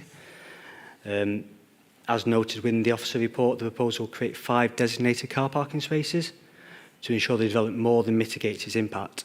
It should be noted that the 3 parking spaces is the maximum amount allowable under the planning framework. We're providing 2 in excess of that, so we're far mitigating our impact from the development. We do acknowledge the potential disturbance on residents, especially during the construction phase, and we have committed to the construction management plan under planning condition, which requires that to be submitted prior to any work starting on site. If I address the water tanks position, there is a plant room shown in the floor plan for the additional floor. The water tank will go into that plant room and accommodate the new development and the existing, so that's already been considered. There's been no objection to the proposed development by any statutory consultees, subject to the imposition of the necessary planning conditions. In terms of residential amenity to surrounding properties, I note that was raised by residents. We did undertake a detailed shadowing assessment as part of the application, which considered both in the winter and in the summer months, and it showed no material change in either scenario. We take the opportunity to endorse the Office of Recommendation, and in summary, Chair and members, it's in compliance with the adopted development plan. It proposes 4 new residential properties on brownfield land at a time when the council have a chronic under-delivery of housing. It improves the accessibility to residents through a new platform lift to all floors. It improves the street scene appearance through sensitive design approach, the removal of the telecommunications equipment and additional landscaping. It's got improved amenity space provision and an increase in biodiversity and the ability to formalise parking arrangements. And just to note, members, that will also be EV charging spaces as well to those parking spaces. So finally, thank you for the opportunity to address you all this evening. Yep, that's all. Thank you. Thank you. Can you return to your seat, please? Thank you. Right. So what we're going to do now, there's an opportunity to ask the first set of objectors questions. Okay. And then there'll be an opportunity to ask the second set of objectors questions. The 4 objectors will take questions all together. Okay, so we take both teams together, and I take why there's 4 seats around the table. That's why there are. Yes, thank you. And so there will be 10 minutes available for that session. So don't ask too long questions. Give the objectors a chance to speak, and then there will also then be an opportunity after they have retired back to the public gallery for the agent, Mr. Taylor Sherritt, to ask questions of him as well. And there'll be 10 minutes for those, won't there, as well? Exactly, yes. Okay. So we've already had an indication that there's going to be a question of the objectors. So can I ask the 4 objectors to come to the table? And are there any other people who want to ask questions of the objectors? Okay, that's 2. Okay, we got. Right. Okay, well, we've got quite a list here. So remember, we've got 10 minutes. So, Manish, would you like to ask your question, please, of the objectors? Thank you. Sure. So I didn't realize it's to the objectors, but I do have a couple of questions for you as well. And you can answer both at the same time. I'll just ask the first one, which is what kind of consultation was done with the residents while this planning application was being made, or was there any? Right, so that's one thing I wanted to know. Second, you spoke a lot about. Sorry, I didn't hear that. Sorry, you didn't hear this?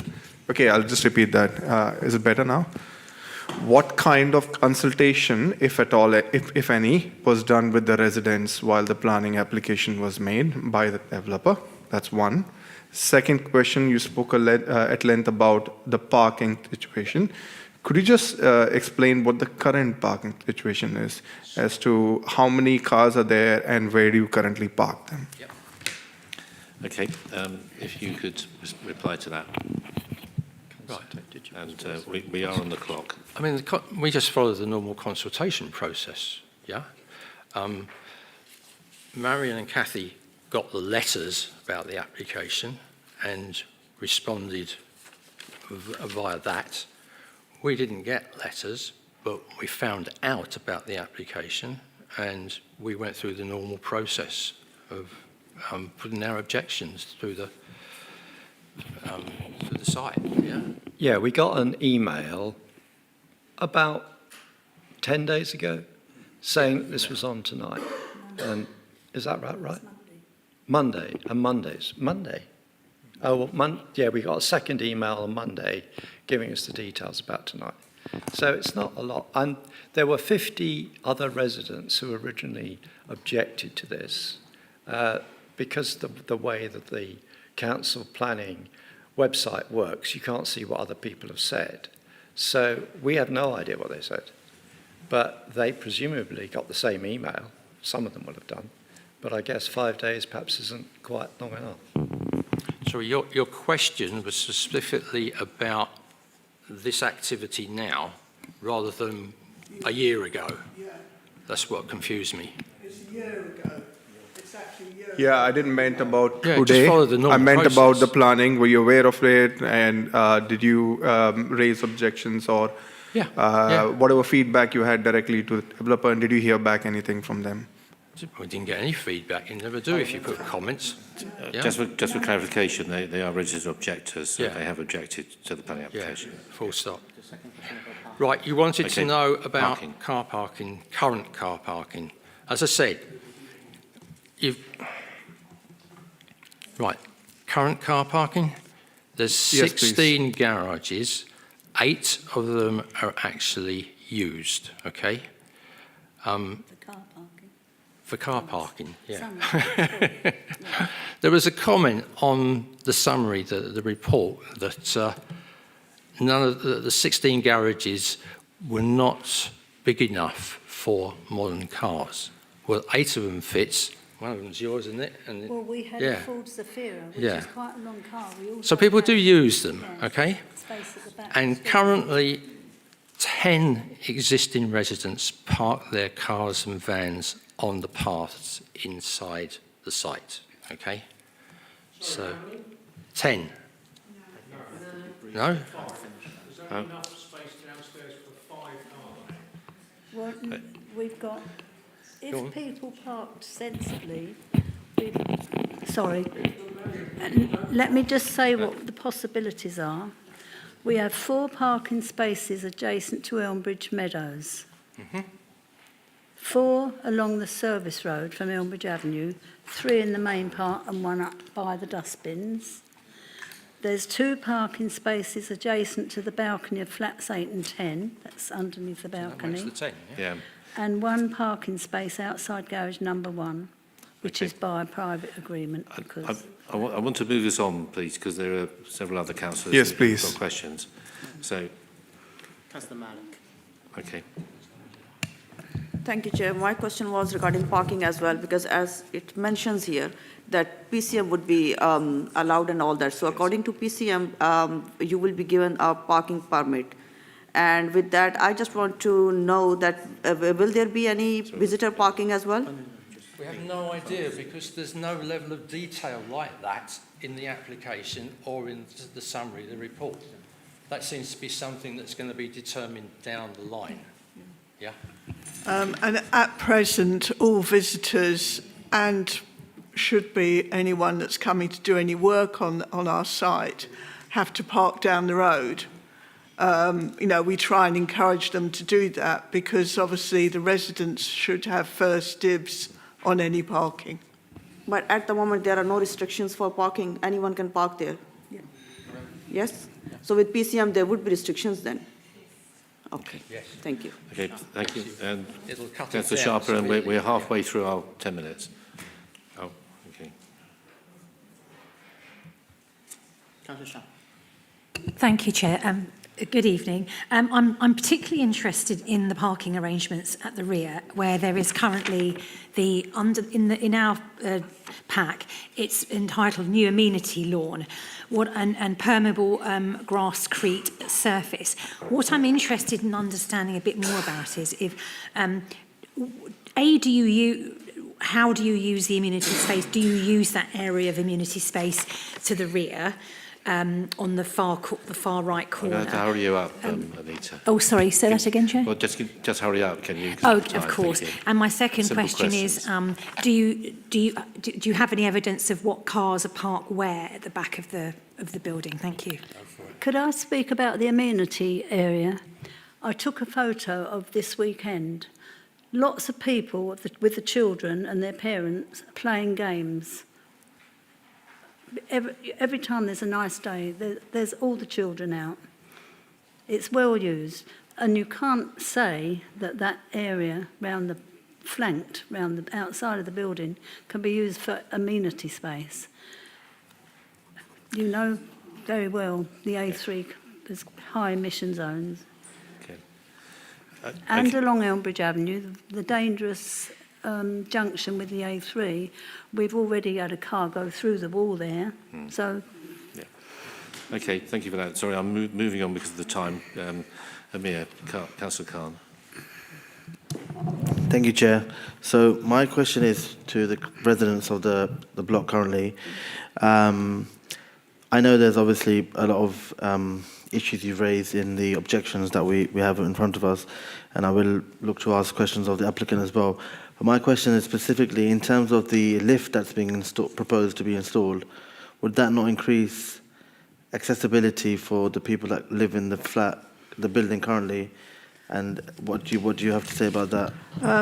Yes, I mean, let's face it, that anyone would be pleased to have a lift. But when it comes to all the other objections, they outweigh that side. You know, we wouldn't be here, you know, if we didn't want it to happen. There's all the other objections that are listed, and I don't know if you've got access to any of those that we did a year ago. They still mean that we don't want this to happen for all the things that we've got in there. And, you know, the other thing that I didn't actually have time to say was that the bins access to what we would be cut off by the new car parking area and made smaller. And we haven't got enough space now to actually put all the rubbish that you want us to actually recycle.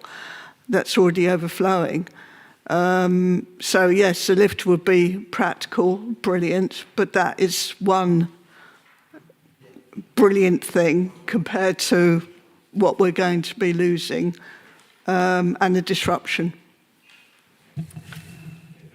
Thank you for that. Councillor Ward, have you got a quick question because we've only got... Thank you, Chair. Thank you. What would you say is your biggest concern with this proposal? And is it the design of what's being proposed or the fact that an extra storey is being added at all? What's the biggest problem? Well, I think it's Single both, problem. yeah. Both. I mean, the extra story from the point... 1 minute left. Yeah, of losing light, particularly for me in Elmbridge Avenue and my neighbours. But equally the big one is the parking, yeah? As I said, you've got to find at least 9 new parking spaces outside in Elmbridge Avenue in an area where it's already packed with parked cars of an evening, yeah? Okay. Thank you. Okay. Supplementary, very quick. What was the engagement like with the applicant? Sorry, I'm not allowed that. Can we have Ty? Ty, can you do your question? Right, I've been kicked off the panel. There we go. Ty, very quickly. Sorry, thank you, Chair. You mentioned lots of water tanks from the roof.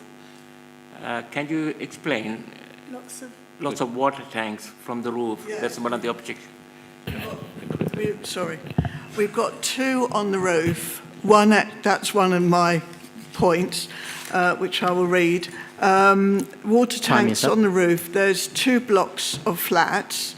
Both of them have water tanks on. The tanks from the roof actually feed the bathrooms of all the flats, and the kitchens are fed by the mains water. Right. Now, where is... I'm sorry, I'm going to stop you there. We will ask a question of the agent about the tanks and about the new arrangements for that. But can I thank you, all 4 of you, for coming along tonight and speaking to us and also answering our questions so thoughtfully as well. It's very much appreciated. And so I'm going to ask Mr. Taylor Sherritt to come forward as the agent representing the applicant. So again, we have 10 minutes of questions. So Councillor Holt's indicated. Right. Okay. I'm getting quite a range here, and and Councillor Wooldridge on the left. Yes. Right. Okay. Can I remind everyone there's only 10 minutes, so Please. 1, 2, 3, 4, 5, 6, 7, 8. There are 8 members who want to ask questions. Okay, so can I just ask, the questions are simple and straightforward and quick. Okay, just to get them in, because we've got 1, 2, 3, 4, 5, 6, 7. That's not including me if I want to ask a question. 9 then, if you... 9 is including me. Okay, so so the first shall be last and last shall be first. Actually, we're going to have Ty next and the first person to ask a question. Yeah, sorry, the question I asked the lady is about the loss of water tanks from the roof. Yep. So how are you going to, have you got any plan to... Yeah, so I am not an engineer by any means, I'm a planner by background, but the architects have assessed the existing water tanks, provided space for them in the new proposal, and provided space to accommodate the new development as well. So there is you'll see it on the plan, there's a plant room on that floor that has been sized accordingly to accommodate the plant equipment that is needed and what's already existing on the roof. I'm sorry, I'm just going to take my privilege as chair. So you're losing one of the water tanks, but they're being replaced with mains pressure? What are you doing? My understanding is a lot of the flats already have mains pressure, so the water tanks only serve a few of the properties now. Okay. So that's what I've been told. So I'm okay. Okay. Well, anyway, we'll leave that on the table. But the intention is yes, they will be fee provided. Right. Okay. Thank you for that. And let's move on now to Councillor Holt. Thank you. Given the level of, the intrusion there's going to be into the building, can you give me an outline of what consultation you did with the current residents? Yeah, so the current owner, Mr. David Black, he did meet with residents last March, went through the proposals, provided options in terms of it just being a roof. So further context of the application is the roof needs to be replaced. We've heard about there being some structural issues with the roof. It needs to be replaced irrespective. We set out options in terms of you could just have the roof replaced, but that would obviously cost, and the residents would have to bear the cost of that. Or we can provide the flats and the roof, and he would bear that cost.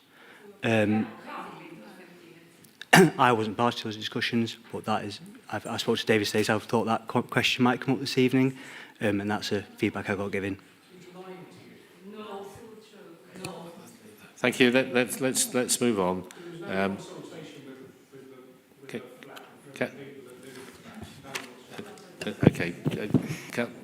Councillor Shukla, please.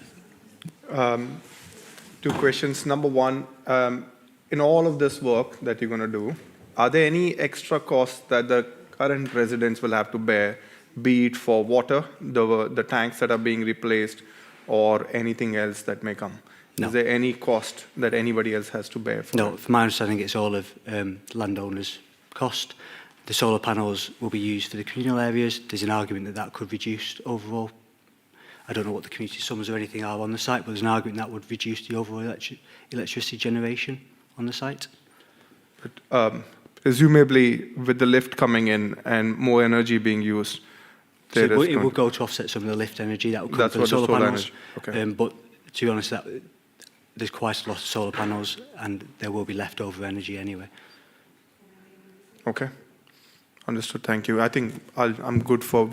I did have a question around the phone masts. Yes. And but you mentioned the legal procedure of getting out of the current contract that you are in. Yes. Could you just shine a bit more light? The part I didn't understand fully was that if you get out of the contract and if you take them off and you build the flats, you will not be able to put up the mast again. Could you just explain that bit a bit? So the way it works at the minute is telecoms communications providers have their own permitted development rights, which in essence means they can just give notice and they can put up a mast on the roof. Then there's strict requirements that they can do. They have emergency procedures they can use, and there's various other forms they can do to keep the masts on the building. The only way to get them off the building is to have a reasonable prospect of another type of development coming forward, which is what this application is. They would then be removed, and the restrictive condition officers are recommended be put on the permission, they would lose those permitted development rights. So if they wanted to put a mast in there, they would need to seek planning approval for it, which would then have to be before officers and members. So it would be within your control as to whether things are approved or not in terms of the masts. Thank you. Thank you, Chair. So, parking management, with them, every household will get one parking permit with the registration on it, or how it's going to work for them?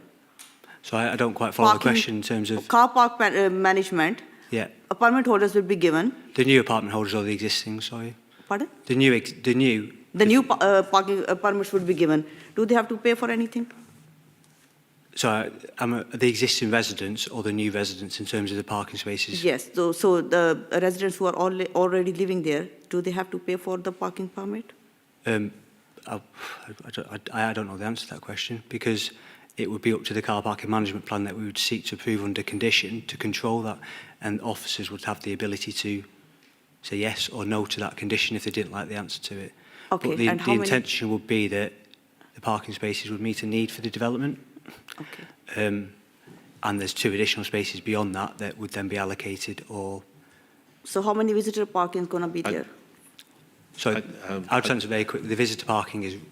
The way the ratios work for development is that it includes an element of visitor parking. So London Plan standards require only 3 as a maximum for this type of development in this location. We're providing 5, so we're already in excess of what we would need to provide. Okay, thank you.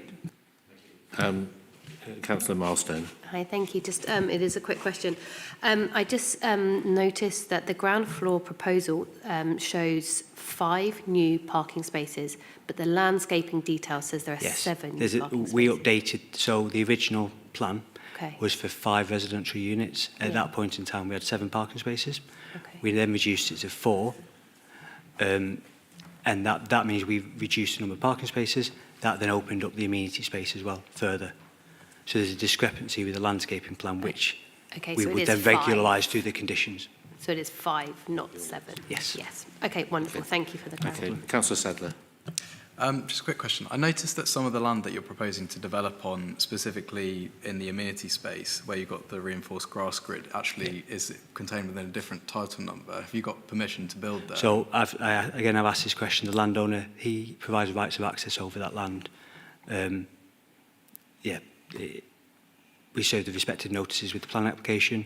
We're not changing, removing any of those rights in terms of them being able to access that land. We're just changing the surface. Okay. Councillor Sharper. Thank you, Chair. Good evening. I've just got a couple of questions. It is about the permeable grasscrete Sorry, surface. Anita, there's not much time for a couple of questions. Can you I'll just ask one. Well, I have 2, but they are quite pertinent questions. Okay. So the first one is about the reinforced paving. What were your intentions for, because it's structural load bearing, so strength of solid concrete, and it supports heavy vehicles up to 40 tonnes, overflow or parks or emergency vehicle access. It's not evident from here what it's actually for, what its use is. And my second question is, what assessments were you used to determine 5 bays? I think you may have answered that. And the last one is, I can't see any evidence of fencing here around the new amenity lawn. So what assessments or assumptions have you used to determine the new amenity lawn? Thank you. Okay, yep. So the grasscrete, it's only an infrequently used area to service the parking bays at the rear, but it will be designed through the building regulations process to be what it's needed to be. So it would be safe for use, safe for vehicles to go over, and it won't structurally fail. That's the concern. Okay. Councillor Waldry. Hello, what? It's my turn. Okay.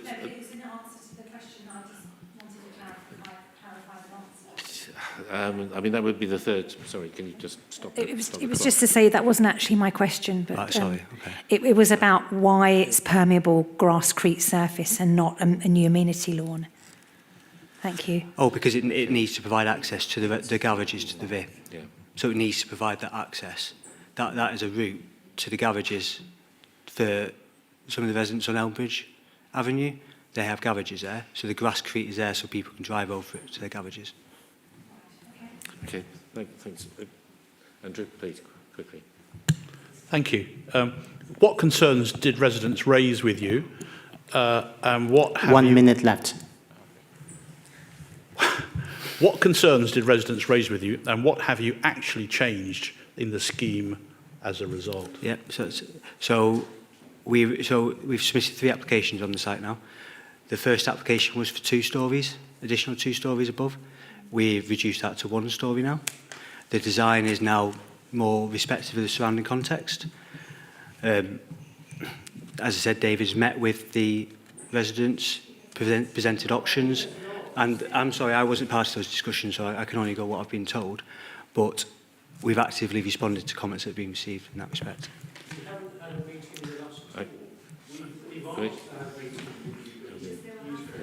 There is one more councillor who wants to ask a question. Ty, can you just very quickly ask your question? My question is about the lift installation. Yep. Something residents like, but there's going to be disruption. How would you minimise the disruption?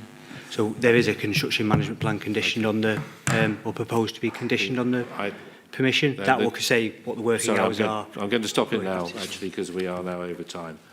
Okay, can I thank you very much, the councillor, for your questions.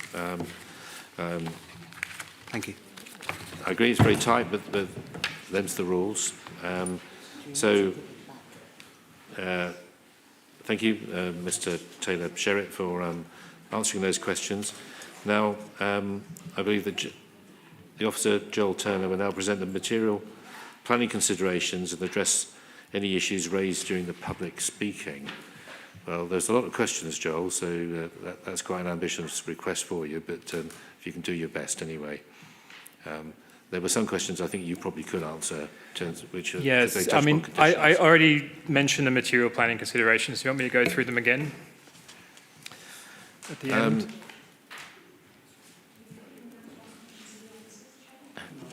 So we're looking at principle of development. Yeah. We're looking at the character and design, impact on residential amenity, living conditions of future residents, biodiversity net gain, transport and highways, refuse, and fire safety. Okay, so I'm taking from that's basically, as it were, the criteria that we examine.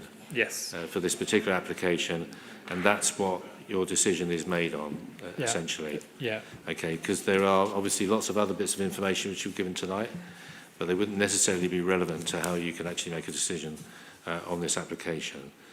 So what I'm going to do now is to formally move the recommendation. So on what page of the agenda is the recommendation?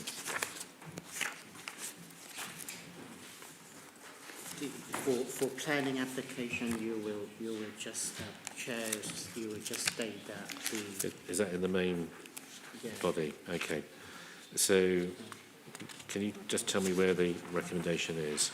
The recommendation, actually, if you want to read the whole thing, it was but in short, you just need to say it is approved subject to conditions. So this script is... Right, okay, but can you just tell me in the agenda where the recommendation is? Yeah, of course.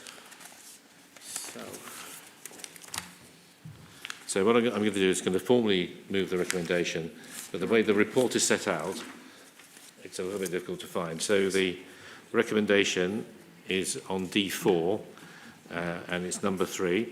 So I shall formally move that we agree to approve the application subject to conditions and to delegate authority to the Director of Planning and Regeneration to finalise the recommended conditions as set out in this report, including such amendments, additions and/or deletions as the Director of Planning and Regeneration, consultation with the Chair of the Surbiton Neighbourhood Committee, considers reasonably necessary. And so that's the formal recommendation. And do I have somebody to formally second it? Thank you. So that's Councillor Holt in that case. Right. Okay. So we're now going to open the matter to debate. And if councillors could raise their hands. And this is if you have got any questions to Joel Turner, the officer. So, okay. So, yes. Councillor Sharper, Councillor Khan, anyone else? The Chai. And I'll probably have some questions myself. Yeah. So, okay. So, Anita, you're first to the gun as usual. So, if you'd like to ask your questions, thank you. Thank you, Chair. Good evening. My question's about the permeable grasscrete surface. I wasn't sure if I heard correctly that that actually is used for cars to enter that space. So how does that marry with being obviously bordered onto the new amenity lawn, is the first question. Are we expecting vehicles to go through that space, to go on to somewhere else? And the second question is, I couldn't see any fencing on the plan, so how would you assume that was used for amenity, for safety reasons, if there is no designated area or zone for it? They were my first two questions, Chair. Thank you. Thank you for that. And in fact, I'm just going to add to that, which is, so one of the residents raised the issue of the access to the garages and the backs of 2, 4 and 6 Elmbridge Avenue. So what is the situation then with that access road? Is it owned by the applicant, or is it shared with 2, 4 and 6, or do they have a right of way because it's shared? They have a right basically to travel over that, even though it's owned by some other party. So if you answer those questions then. Yeah, so on the first point, this point was raised with the applicant during the application process. 2, 4 and 6 both have access rights to their garages at the rear of the site. So the applicant effectively needs to maintain access through the site for them. The idea behind the grasscrete is for it still to be structurally sound for a vehicle to drive across it, but when it's not being used, it looks like a lawn. It looks like a nicer space. That's not included in the amenity space requirement. The 176 square metres is outside of that. I envisage that as part of the landscape plan, there would be a small border around that space, but obviously this is a space where cars aren't driving fast. So cars are moving very slowly through there. So the risk isn't that much greater than what would currently be experienced, because the lawn is currently surrounded by an internal access road as well. Yes, please. So just to be clear, if it weren't used, it would fall below the required square meterage for amenity space if it was not used. So in other words, if you had to fence it off for safety reasons for small children who are playing in the amenity area, because you'd have cars right of access to that space, does that mean if it wasn't, has it factored into the square meterage for the actual amount of acceptable amenity for residents? Thank you. No, it hasn't. It's not included in that, but it's a space that can look like it's more of a lawn. It's better than having a hard surface through there. It allows grass to grow up through it. So it can still be driven over, but it looks nicer, but it hasn't been included as part of the amenity space. Yeah, that was my point, Chair, that it is deliberately not included because it would have to be presumably fenced off for the safety of pedestrians. But it doesn't then make the overall application fall below the accepted level of square meterage for amenity space. No, not at all. Okay, thank you. Yes, thank you, Chair. So my question is regarding the construction phase. How is there a proposed route, and how will access be maintained for pedestrians, using the area now, and what mitigation might they be put in place during the construction phase?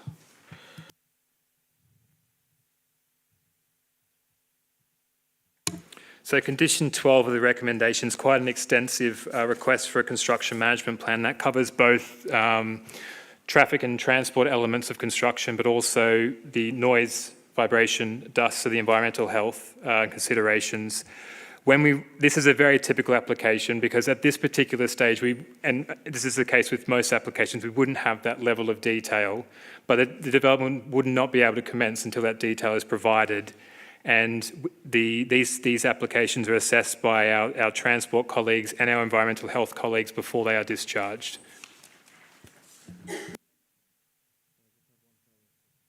Please go ahead. So my other question was, so I think currently the surrounding properties are generally 2-story.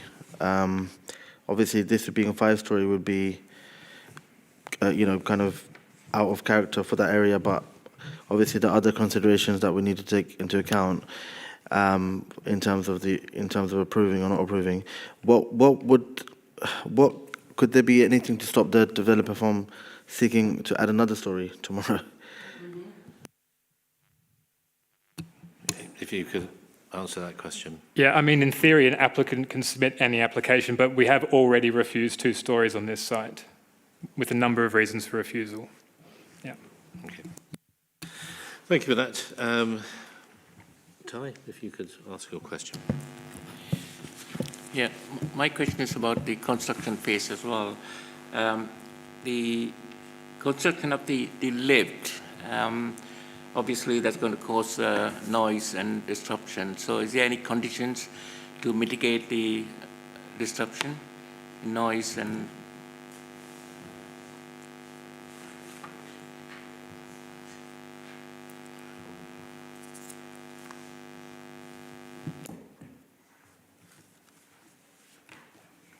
There's no specific conditions around that, but the application's been reviewed by our environmental health colleagues who have raised no specific concerns with that element of the proposal.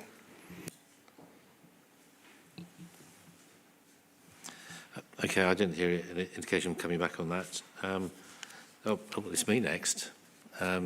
So my question is about the new amenity space, which is effectively the lawns which surround the outside of the building.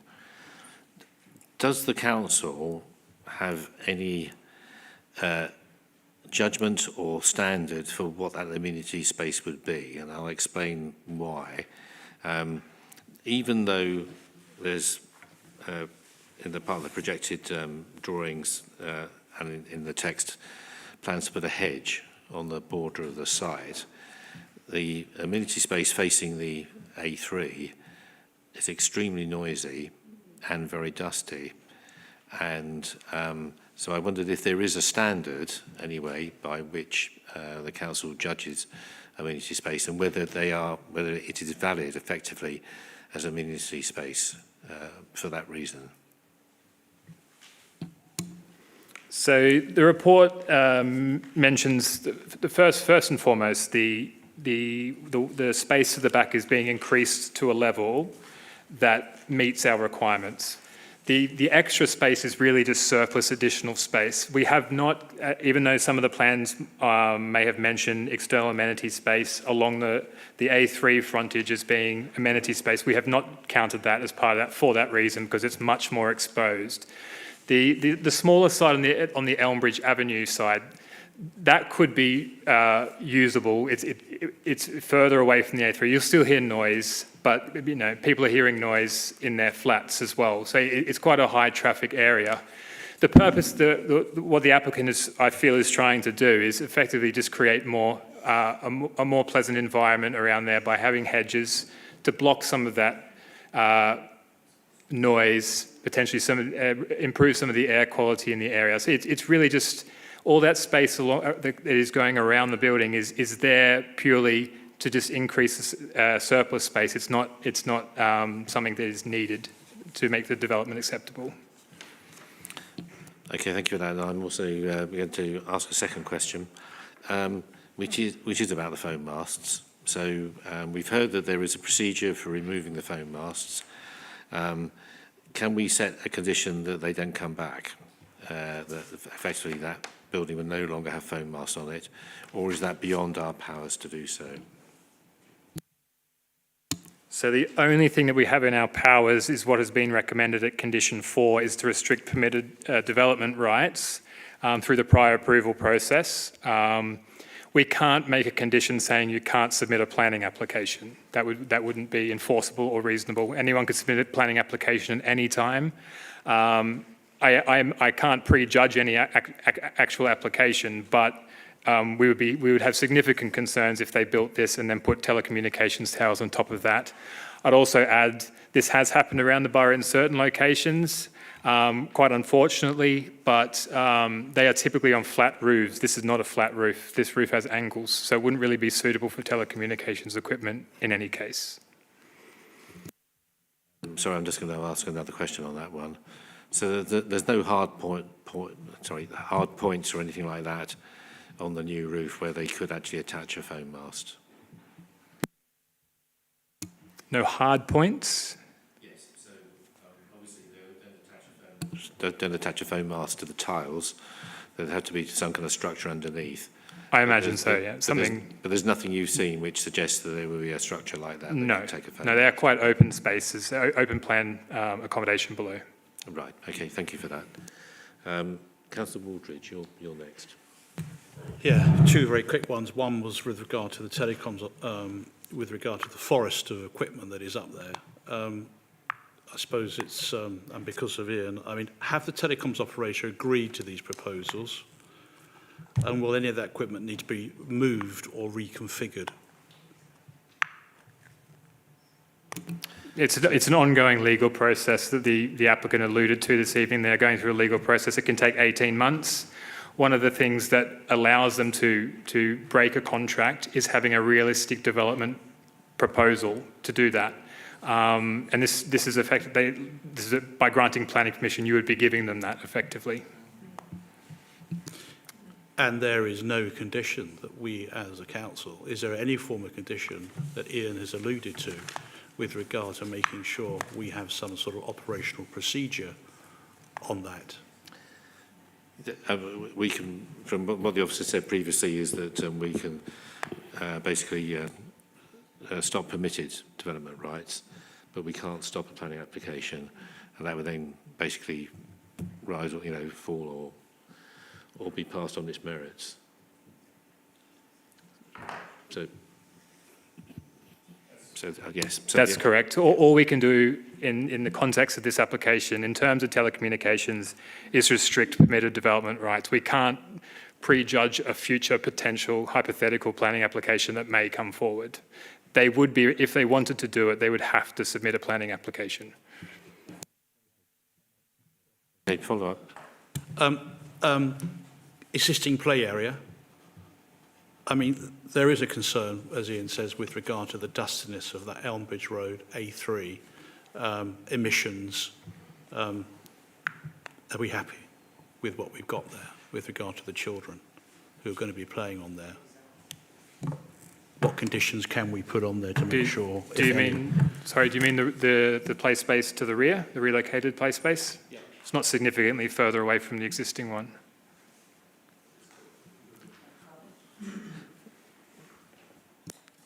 So, and the officer said that the area by the A3 is effectively discounted for amenity purposes by the council. We have not counted that in our calculations at all, no. Yeah. As you can see on the plan there, in very small letters, it does say external amenity area, but we have not considered that to be usable amenity space. Okay. So will it be at least as good for children and families? The space to the rear? I mean, it's of a greater size. It's 40 square metres greater than the current situation.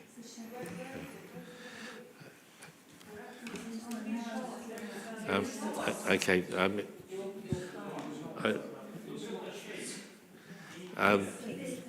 It's very difficult for us to basically hear or answer points put from the floor.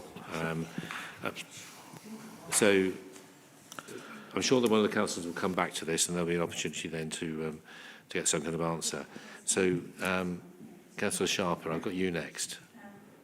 Thank you, Chair. I'm really interested in the drawing that is about the before and after perspective view for Elmbridge Avenue. What I'm particularly interested in is the internal aspect of the ground, first, second and third floors before the new roof line. How have you assessed the loss of light?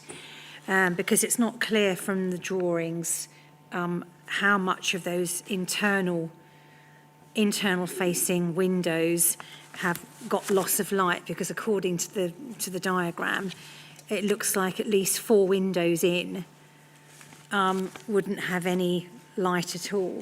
But I wondered if you could just elaborate on that. Thank you. Are you referring to an image like this on the screen here? Yeah, well, it's whether you'd actually elaborated on that. Forgive me if I haven't found that in the report. Yes, it's that drawing where I haven't seen the evidence that you've drawn on to look at the loss of light to the internal facing windows. which seem to go back about 4 windows in. So I just wanted to know how you'd managed to assess the loss of light for those windows and what those windows, what your considerations were for that. Thank you. So I think this refers to the enclosed, the staircase at the moment is open. Right, And, okay. So I believe as part of, if you could point to it. But my understanding is that the proposal is that it's the partially staircase infilled. will be enclosed in glazing, and then presumably, I'm not quite sure where the lift shaft is, but I take it it's going to be near the stairs. So we're not seeing that window there, that opening, and we're seeing those 4 windows across. So how does that equate to the loss of light? So I'm just trying to because this is the existing plan showing the windows. Which windows are you concerned about? Well, it was easier for me to point to the drawing because Okay. just so how things show you exactly. Yeah, this is showing where the actual windows are. So by enclosing the space partially. Okay. Yes, so my question is what assessments have you made for the loss of light of those, because it goes back, appears to go back from the line. Yeah. So. Yeah. So those windows would not have any direct sunlight because they're facing north.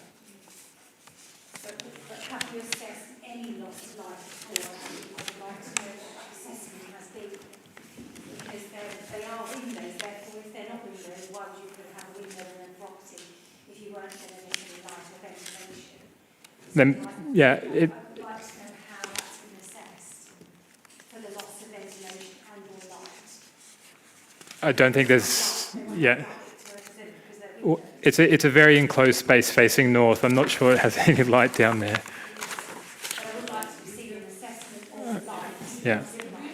The internal facing aspect of those windows. I don't know what else to say. They're north facing windows in an enclosed space. They wouldn't benefit from any significant light.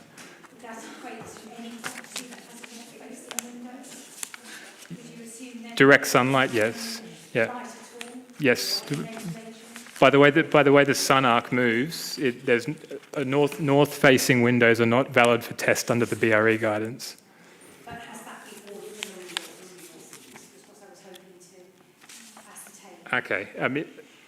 It may not be in the report, but it's not something that we would ordinarily test a north-facing window. Yeah. Can I just come back onto that then? And it's very difficult to work it out from the drawings and the plans, but it certainly looked to me, and I'm following Councillor Sharper's point, that there is a flat which, albeit having northward-facing windows, instead of now being open onto the open air, they would be open onto the glazed space, which is the glazed stairwell. Now that is, I would have thought, a material difference between having windows which open onto the open air and those which open onto an enclosed space. However, it's glazed. Is that a consideration? These flats, so if we're talking about flats, if we go to flat 1, 2 and 3 here, they have south-facing windows. This is where they get their light from. So I'm not sure what the concern around light is here with these windows. Okay, well, yeah. okay. It would still remain an open corridor there.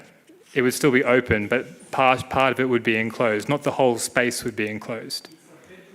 Okay, well, I don't really want this to turn into a tennis match, but from what I recall anyway, from when I visited there, is that these flats go, as it were, all the way through. They have southward-facing windows on this particular side, and they have north-facing windows. And obviously, they would have a room facing south and a room facing north. So from what I can see from this, and following Councillor Sharper's point, there will be at least one flat, and possibly more, where instead of the the rooms on the north side, instead of their windows opening into an open space, they will be opening, presumably opening, into a glazed area instead. And you're saying that's acceptable under building regulations?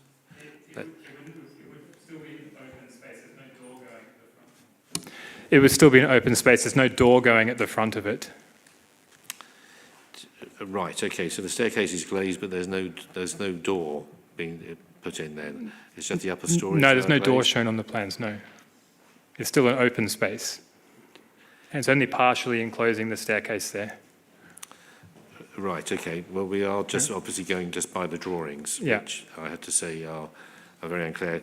And I must admit, the impression I've had, and I have to say part of it is hidden behind a tree in the artist's impression, is that the entire staircase is enclosed with glazing, and it's very hard to see whether there's a door there or not.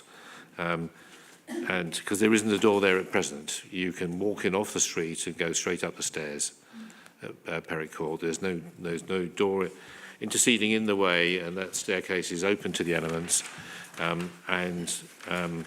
Because of the nature of the deck access of the property, the deck access doesn't mean that it's open to the air, and it, at the moment anyway, at least part of that would be taken because it would be a glazed internal space. Perhaps you can slightly see on this particular image here, all of this here is open.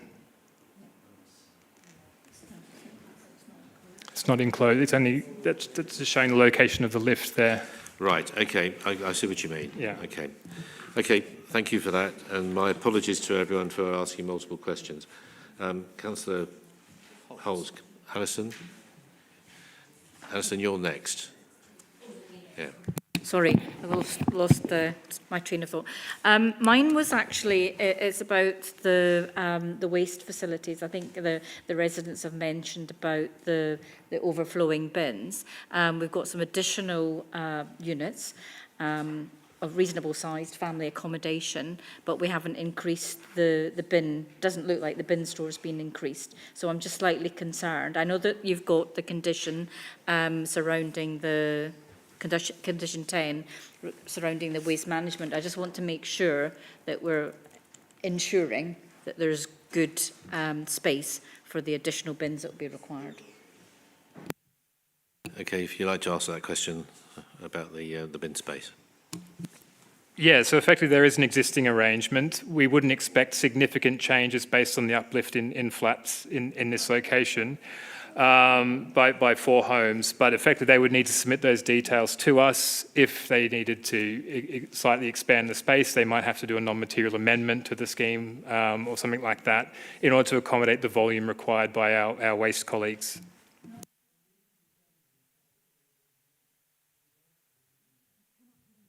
Can I just ask a supplementary then on Councillor Holt's question? So I take it there are minimum standards, are there, for communal bin areas, for blocks of flats, that we set minimum standards? And does this match this at the moment, and would it match it under the future arrangements? That will need to be details submitted as part of a condition 10. Yeah. And if they weren't satisfied, that would invalidate the application, would it? They would need to make amendments to the scheme if that's the case. Yeah. We can, with these applications, in terms of waste storage, we can only take account of the uplift that's proposed. We cannot take into consideration the existing situation. If the existing situation is underperforming, we can only take into consideration the demand created by 4 homes. Okay, thank you for that. Right, I've got one more councillor left, Councillor Milestone. Thank you, Chair. Going back to the amenity space, so not the external, the one at the rear of the property. We've discussed, obviously, that the square footage is, or meterage, sorry, is greater now. However, has full consideration gone into the shape of the space?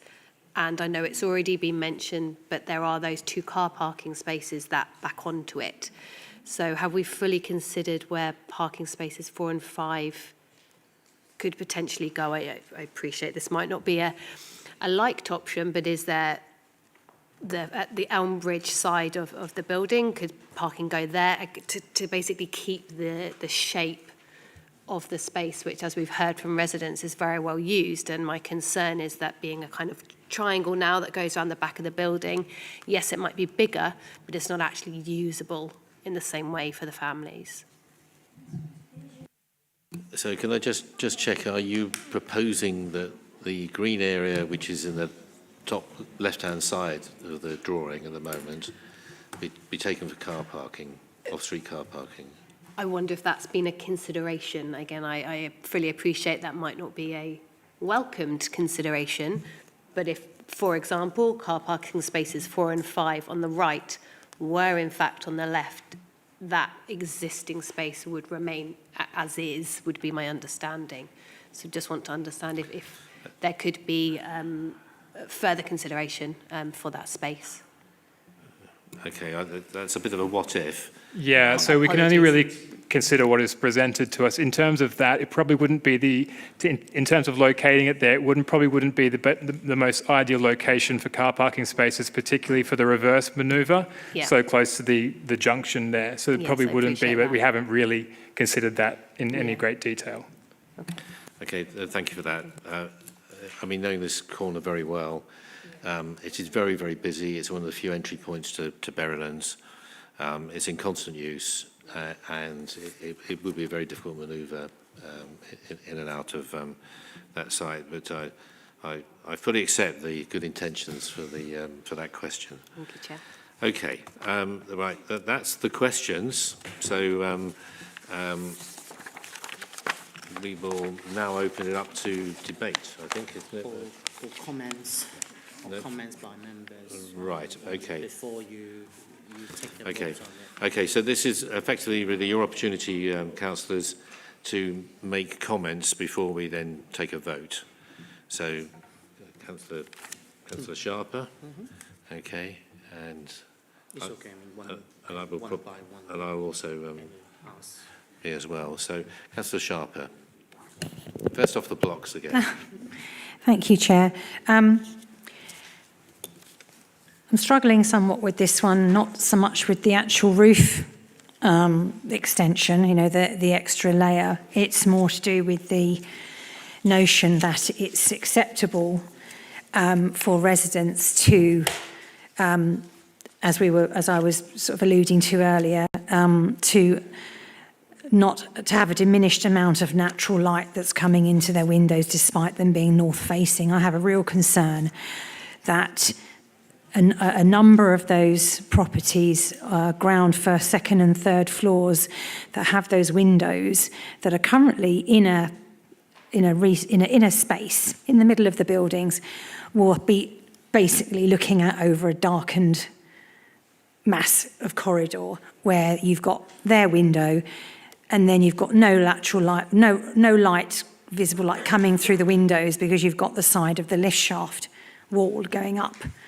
The height, the side, and I'm just reading the paragraph 12.6 where it says, accordingly, the proposed development would provide good quality living conditions for both existing and new residents.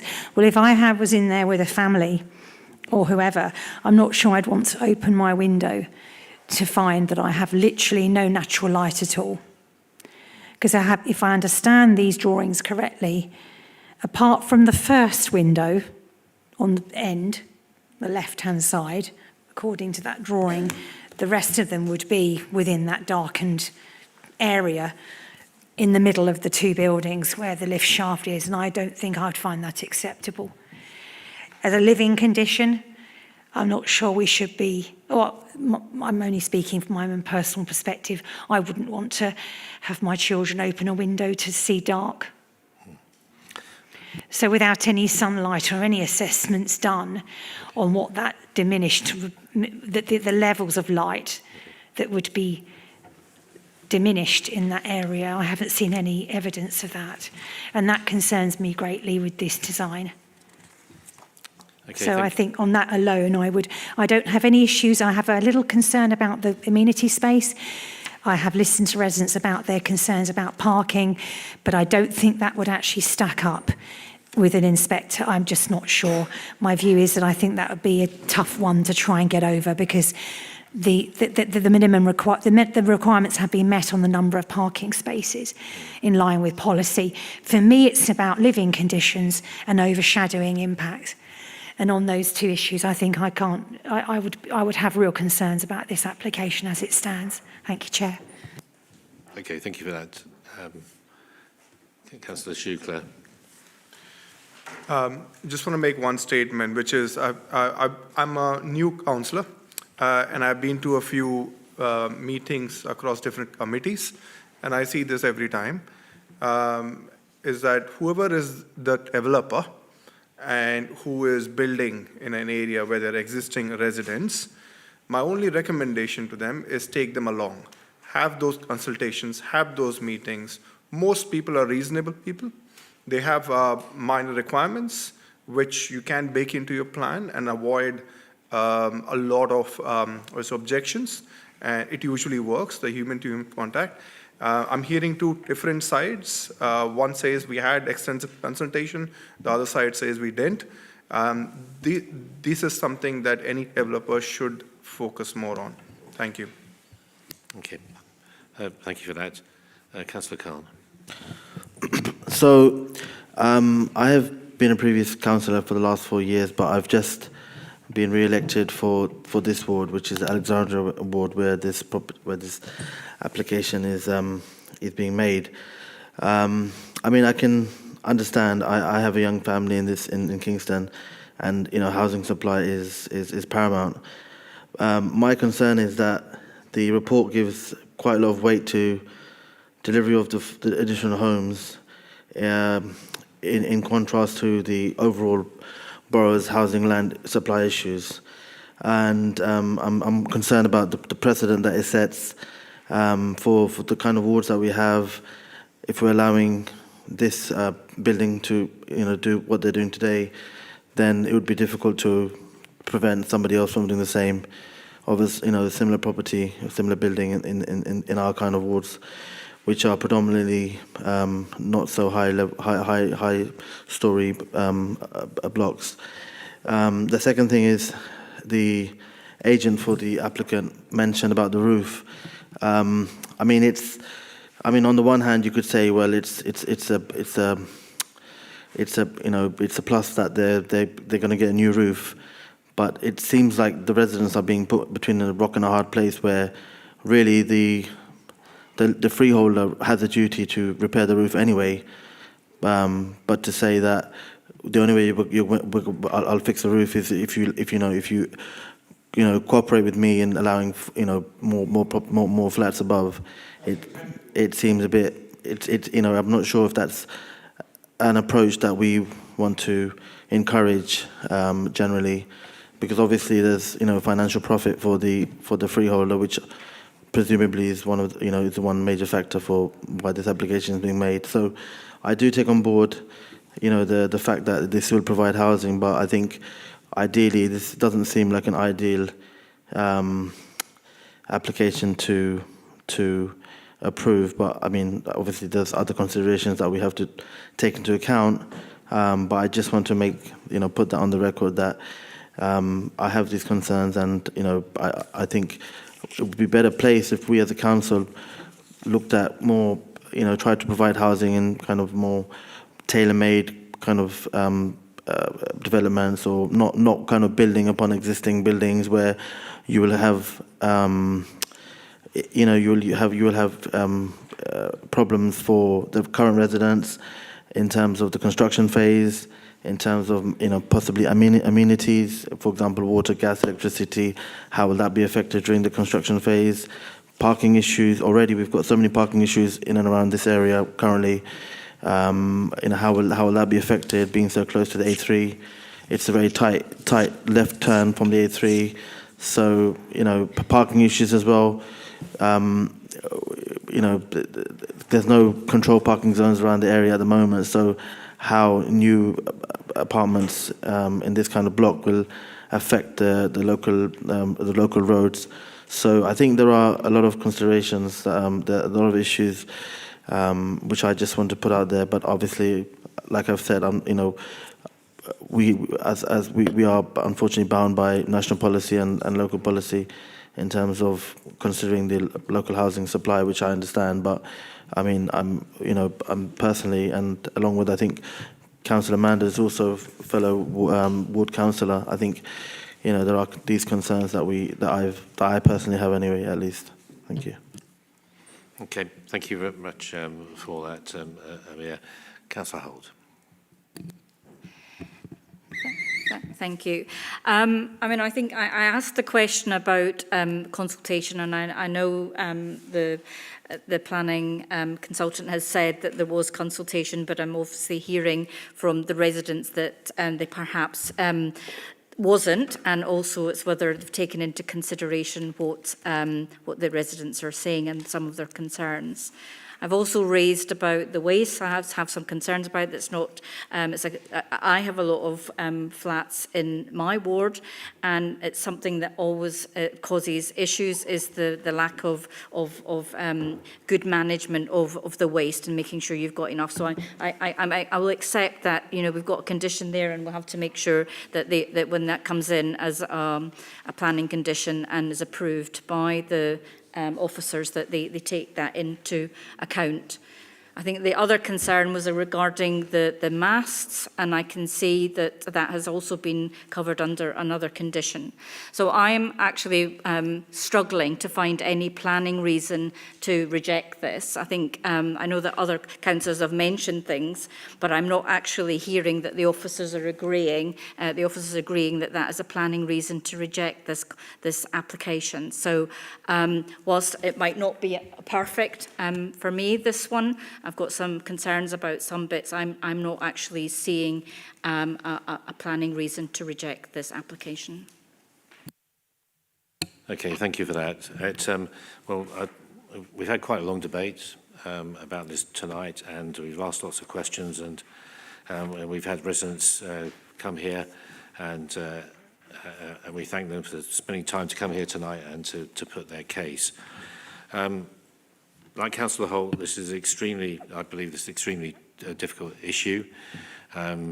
It's not widely known how much the government set the rules for local planning authorities, like Kingston. And over the last few years, governments have become very pro-development, and in some ways they have good reasons. We're short of housing in the UK, and particularly in England, and particularly in the southeast of England, and particularly in this part of London. But they have altered the rules effectively over time, and I used to be a councillor back in the 80s and 90s when we had a lot more powers. And they've altered the rules to make it now very difficult for local planning authorities to turn down applications like this. And the kind of grounds that residents feel are important, things like the parking and the traffic and the congestion and so on, and even things like where the waste bins go at the moment, are things which effectively have been cut out by government as a way that we can actually use to make a decision on it. It puts us in an extremely difficult position. I mean, we've heard tonight, Councillor Sharp was concerned about the living conditions for the people there. I'm also concerned about effectively the reduction in the real amenity site, at the back of the property, because I don't count either the grass areas, the lawns at the front and the sides of the building as an amenity area. Well, I'm glad that if this is passed, that there will be at least some hedges planted there. You couldn't leave a kid there to play effectively, and so and it is a block where there's a real mixture of people living there. There's not only single people, but there's also families as well living there, and it is a very real community. And clearly we've heard tonight that many of those people are very distressed by this and about what they feel will be the effect on them. And we all know, at least in the actual construction stage, how difficult it is. Anyone who's lived in a house where you've actually built an extension on the roof, you know how disruptive these things can be. And clearly there will be an effect on residents from that. As far as the Elmbridge Elmbridge Avenue residents are concerned, that road, and particularly that end of the road, is really under stress at the moment from traffic. So it's a way to and from the A3. It's a way to and from New Malden, actually, without going on the A3. Lots of people use it, and at peak times it gets very busy indeed. And if there's lots of parking there, then that causes problems with vehicles trying to get past each other, particularly if they're large vehicles. And I can see how residents would be very concerned about adding, you know, even 4 flats to this, how much problems it would cause. So I can fully see why some councillors would consider that it's actually very difficult to refuse this on basically on the limited powers that we have. I will be abstaining on this, mainly because it is very difficult to turn it down, but I do feel that the residents' concern as a whole, you know, should be considered in some way. So I will be abstaining on this, but I think in the moment we're going to go to a vote. I think I probably had the final word on this, so unless any other members want to comment. If not, we could proceed. Okay, I think we'll proceed to a vote now. Okay, thank you very much indeed. Okay, so we're going to go to the vote in a moment, but I know as soon as we vote, people will leave, so I just want to thank the people who've attended tonight and put their case. And I think Councillor Shuker made the point is that it's up to the landlords and it's up to managing companies and agents and so on to really work with their residents to try and reduce the impact of these sort of things, and if need be, improve the amenity. And I think that's a message which I'm hoping that would come through to the developer, you know, whatever the vote is tonight. So we are going to take a vote. So the technical recommendation is on the table, which is to approve the planning application. Can all those in favour please indicate by raising their hand?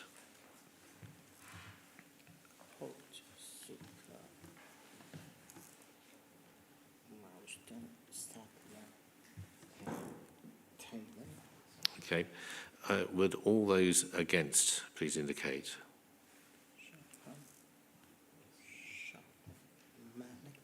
Okay. And with all those abstaining please indicate?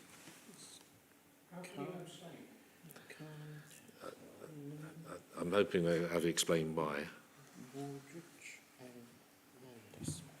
Okay. So, Chair, I have to read out there are 5 votes for, 2 against, and 4 abstentions. Okay. So I'm going to read out the vote, and I will come and see the residents and explain how this vote was constructed. So there are 5 people for, and there are 2 against. Okay, with 4 abstentions. So the committee has approved the recommendation. Okay. Okay. So, 10.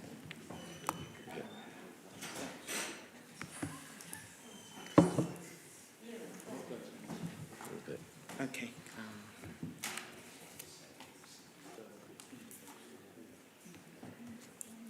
Right, we've still got a few more items, haven't we, to... 2 more. Yeah. Okay. So, as we have a few more items to go, I will be in contact with the ward councillor, Councillor Amir Khan and I will be in contact to try and explain what happened tonight and what the background is to it, because it is not widely known about how the powers of this council are restricted. So there will be further information to come. Now we need to move on to the next item, which is on the next page. Yes. On the next page. Okay. Yes. Okay. So this is item 10, the council award funding arrangements. So the council award funding arrangements, members of the committee may refer to Appendix C of the agenda, committee will consider the council ward funding arrangements for this municipal year, and we have James Geach, the neighbourhood manager, in attendance. James, can you just very briefly, just sum up what this item is about? Yes, of course. Thank you, Chair. So, as you've stated, the committee is being asked to consider its council award funding arrangements for the rest of the municipal year. So, council award funding is part of the council's community grants programme, which is made up of the aforementioned council award funding, which is £2,000 allocated to each councillor each year to give to local voluntary and community groups. Neighbourhood community grants, which are awarded by this neighbourhood committee, of up to £3,000 each year for the same groups, and neighbourhood community infrastructure levy, that planning obligation that's levied by the mayor on local development. So under the council's current rules of the community grants programme, it gets to say how it likes to allocate its council award funding. So there are 3 options which are set out in the paper for you. You can either allocate it individually outside of this committee by councillor, £2,000 each. You can pool it collectively and have it allocated by the committee, so projects totalling up to £26,000, or you can divide it and allocate more funding to the neighbourhood community grants pot. So Surbiton has always been the exception. Since the inception of this programme, it has always chosen to allocate the funding by the committee. All the other neighbourhood committees have always chosen the other option and allocated it individually. I hope that's succinct enough, Chair. I'm happy to take any questions. Okay, so just to sum up, councillors could have individual funding arrangements, so they could actually have a certain budget, I think it's 3,000, to award themselves, or they could pool it and combine with other grants to make a bigger pot, effectively, and to make a bigger, more worthwhile grant. Now, in the previous 4 years, the committee has pooled its grants together, and that's what I'm proposing that we do tonight. So, is there anyone who wants to speak on the item? Yeah. Thank you. As portfolio holder for communities, I would support that, Chair. Thank you. Thank you. Okay, well, if no one else wants to speak, then can we go to a vote? Do people agree with my recommendation? Do I need a seconder for it? Yeah, Chair, I suggest you read this as a formal motion.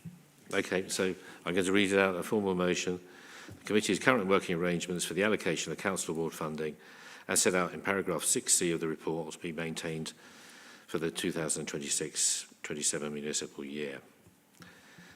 Is that agreed? It's a seconder. Sorry, I need a seconder. I think Councillor Sharp is definitely seconded that. Is that agreed? Agreed. Thank you. Right. Okay. And then there was an item that we moved, wasn't there? So we moved item 7, the neighbourhood working arrangements.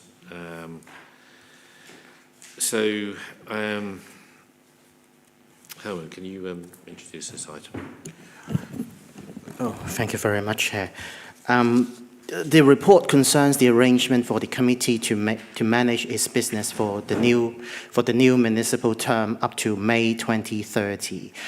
So this is a 4 years arrangement. There are 2 decisions to be made. Whether the number 1 is whether the committee is minded to establish a planning subcommittee to consider smaller planning applications, and the second decision is whether to apply a guillotine, a time limit to meetings of the committee, and if so, at what time it should be applied. So basically, there are 2 questions to ask of the committee tonight.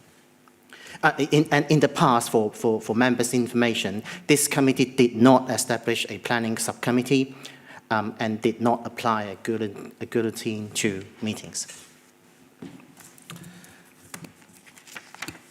Councillor Sharp. Chair, I didn't know whether you wanted to open the item up for debate now. Well, I should just say that, well, one is that we haven't had a planning subcommittee before because mainly there hasn't been enough planning applications to justify it. I'm going to ask a question in a moment. We have been limited, I would say unfortunately, to 6 ordinary meetings a year, 6 scheduled meetings, but we could ask for ad hoc meetings, and I take it those could be planning issues could be tackled in the ad hoc meetings if required. Herman. I'm happy, Chair, to make my comments now if you wish.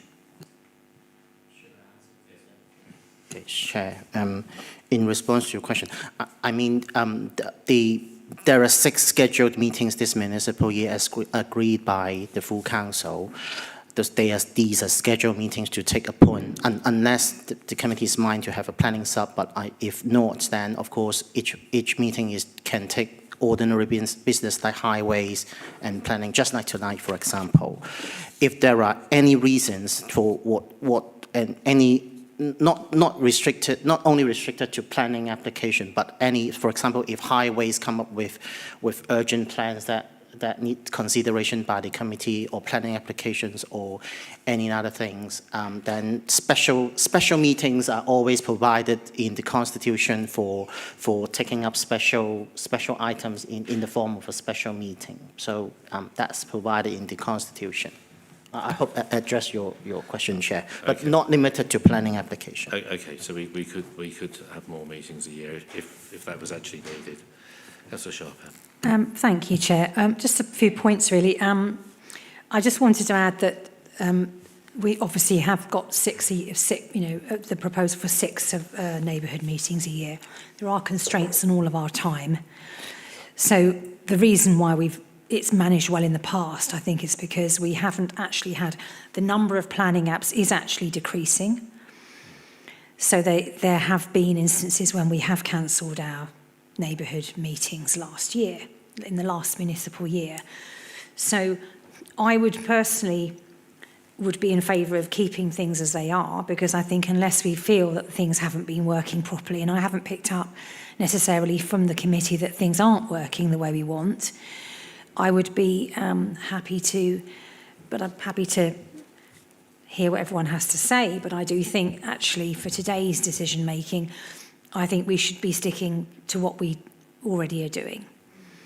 If it ain't broke, I think if it works for us and we've got constraints on all of our time, etc., and all the things we have to do, if it works, and I wouldn't be in favour of a guillotine, and the reason why that is because there will be occasions when it doesn't happen often, but we very occasionally do have a little of an overrun, but I don't recall we've ever gone past about 10:30 in the last municipal year. We've managed to keep to time pretty well, and the number of planning apps isn't as many as we had envisaged. So we have had a couple of cancellations in the last year as well. Thank you, Chair. Councillor Holt. Yeah, I'm not quite sure why we've gone to 6. I'm just looking at the calendar. And the reason we would have had it in the past, we as Surbiton Neighbourhood, we had a full quota of neighbourhood meetings because we didn't have planning subs.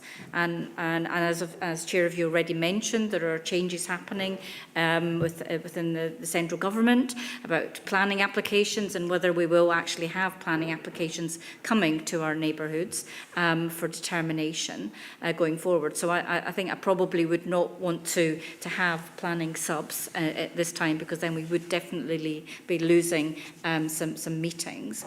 But the reason I like having it the way it is, I've not known any different because I've always been in Surbiton Neighbourhood where it has happened, is that like we had this evening, we have every meeting, it means every meeting residents can come along and speak, they can bring in petitions or whatever. But if we have a planning sub, we can only take planning items. There would be no space for our residents to come and speak.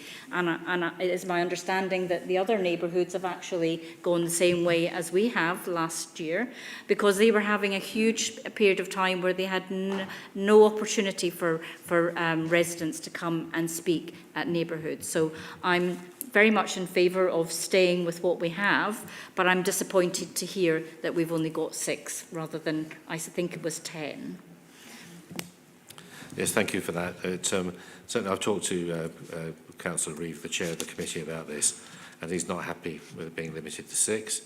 He feels he wasn't consulted on it as the chair of the neighbourhood, and I must admit it was pretty obscure. in an obscure part of the report and a very obscure part of the motion passed by the council.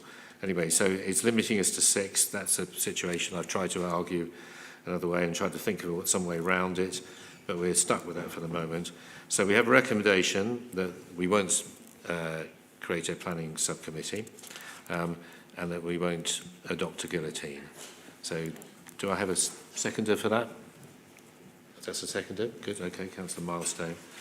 Okay, so let's take a vote then. Do we agree that recommendation? Agreed? Thank you. You cut right, there's one final item, which is the work programme.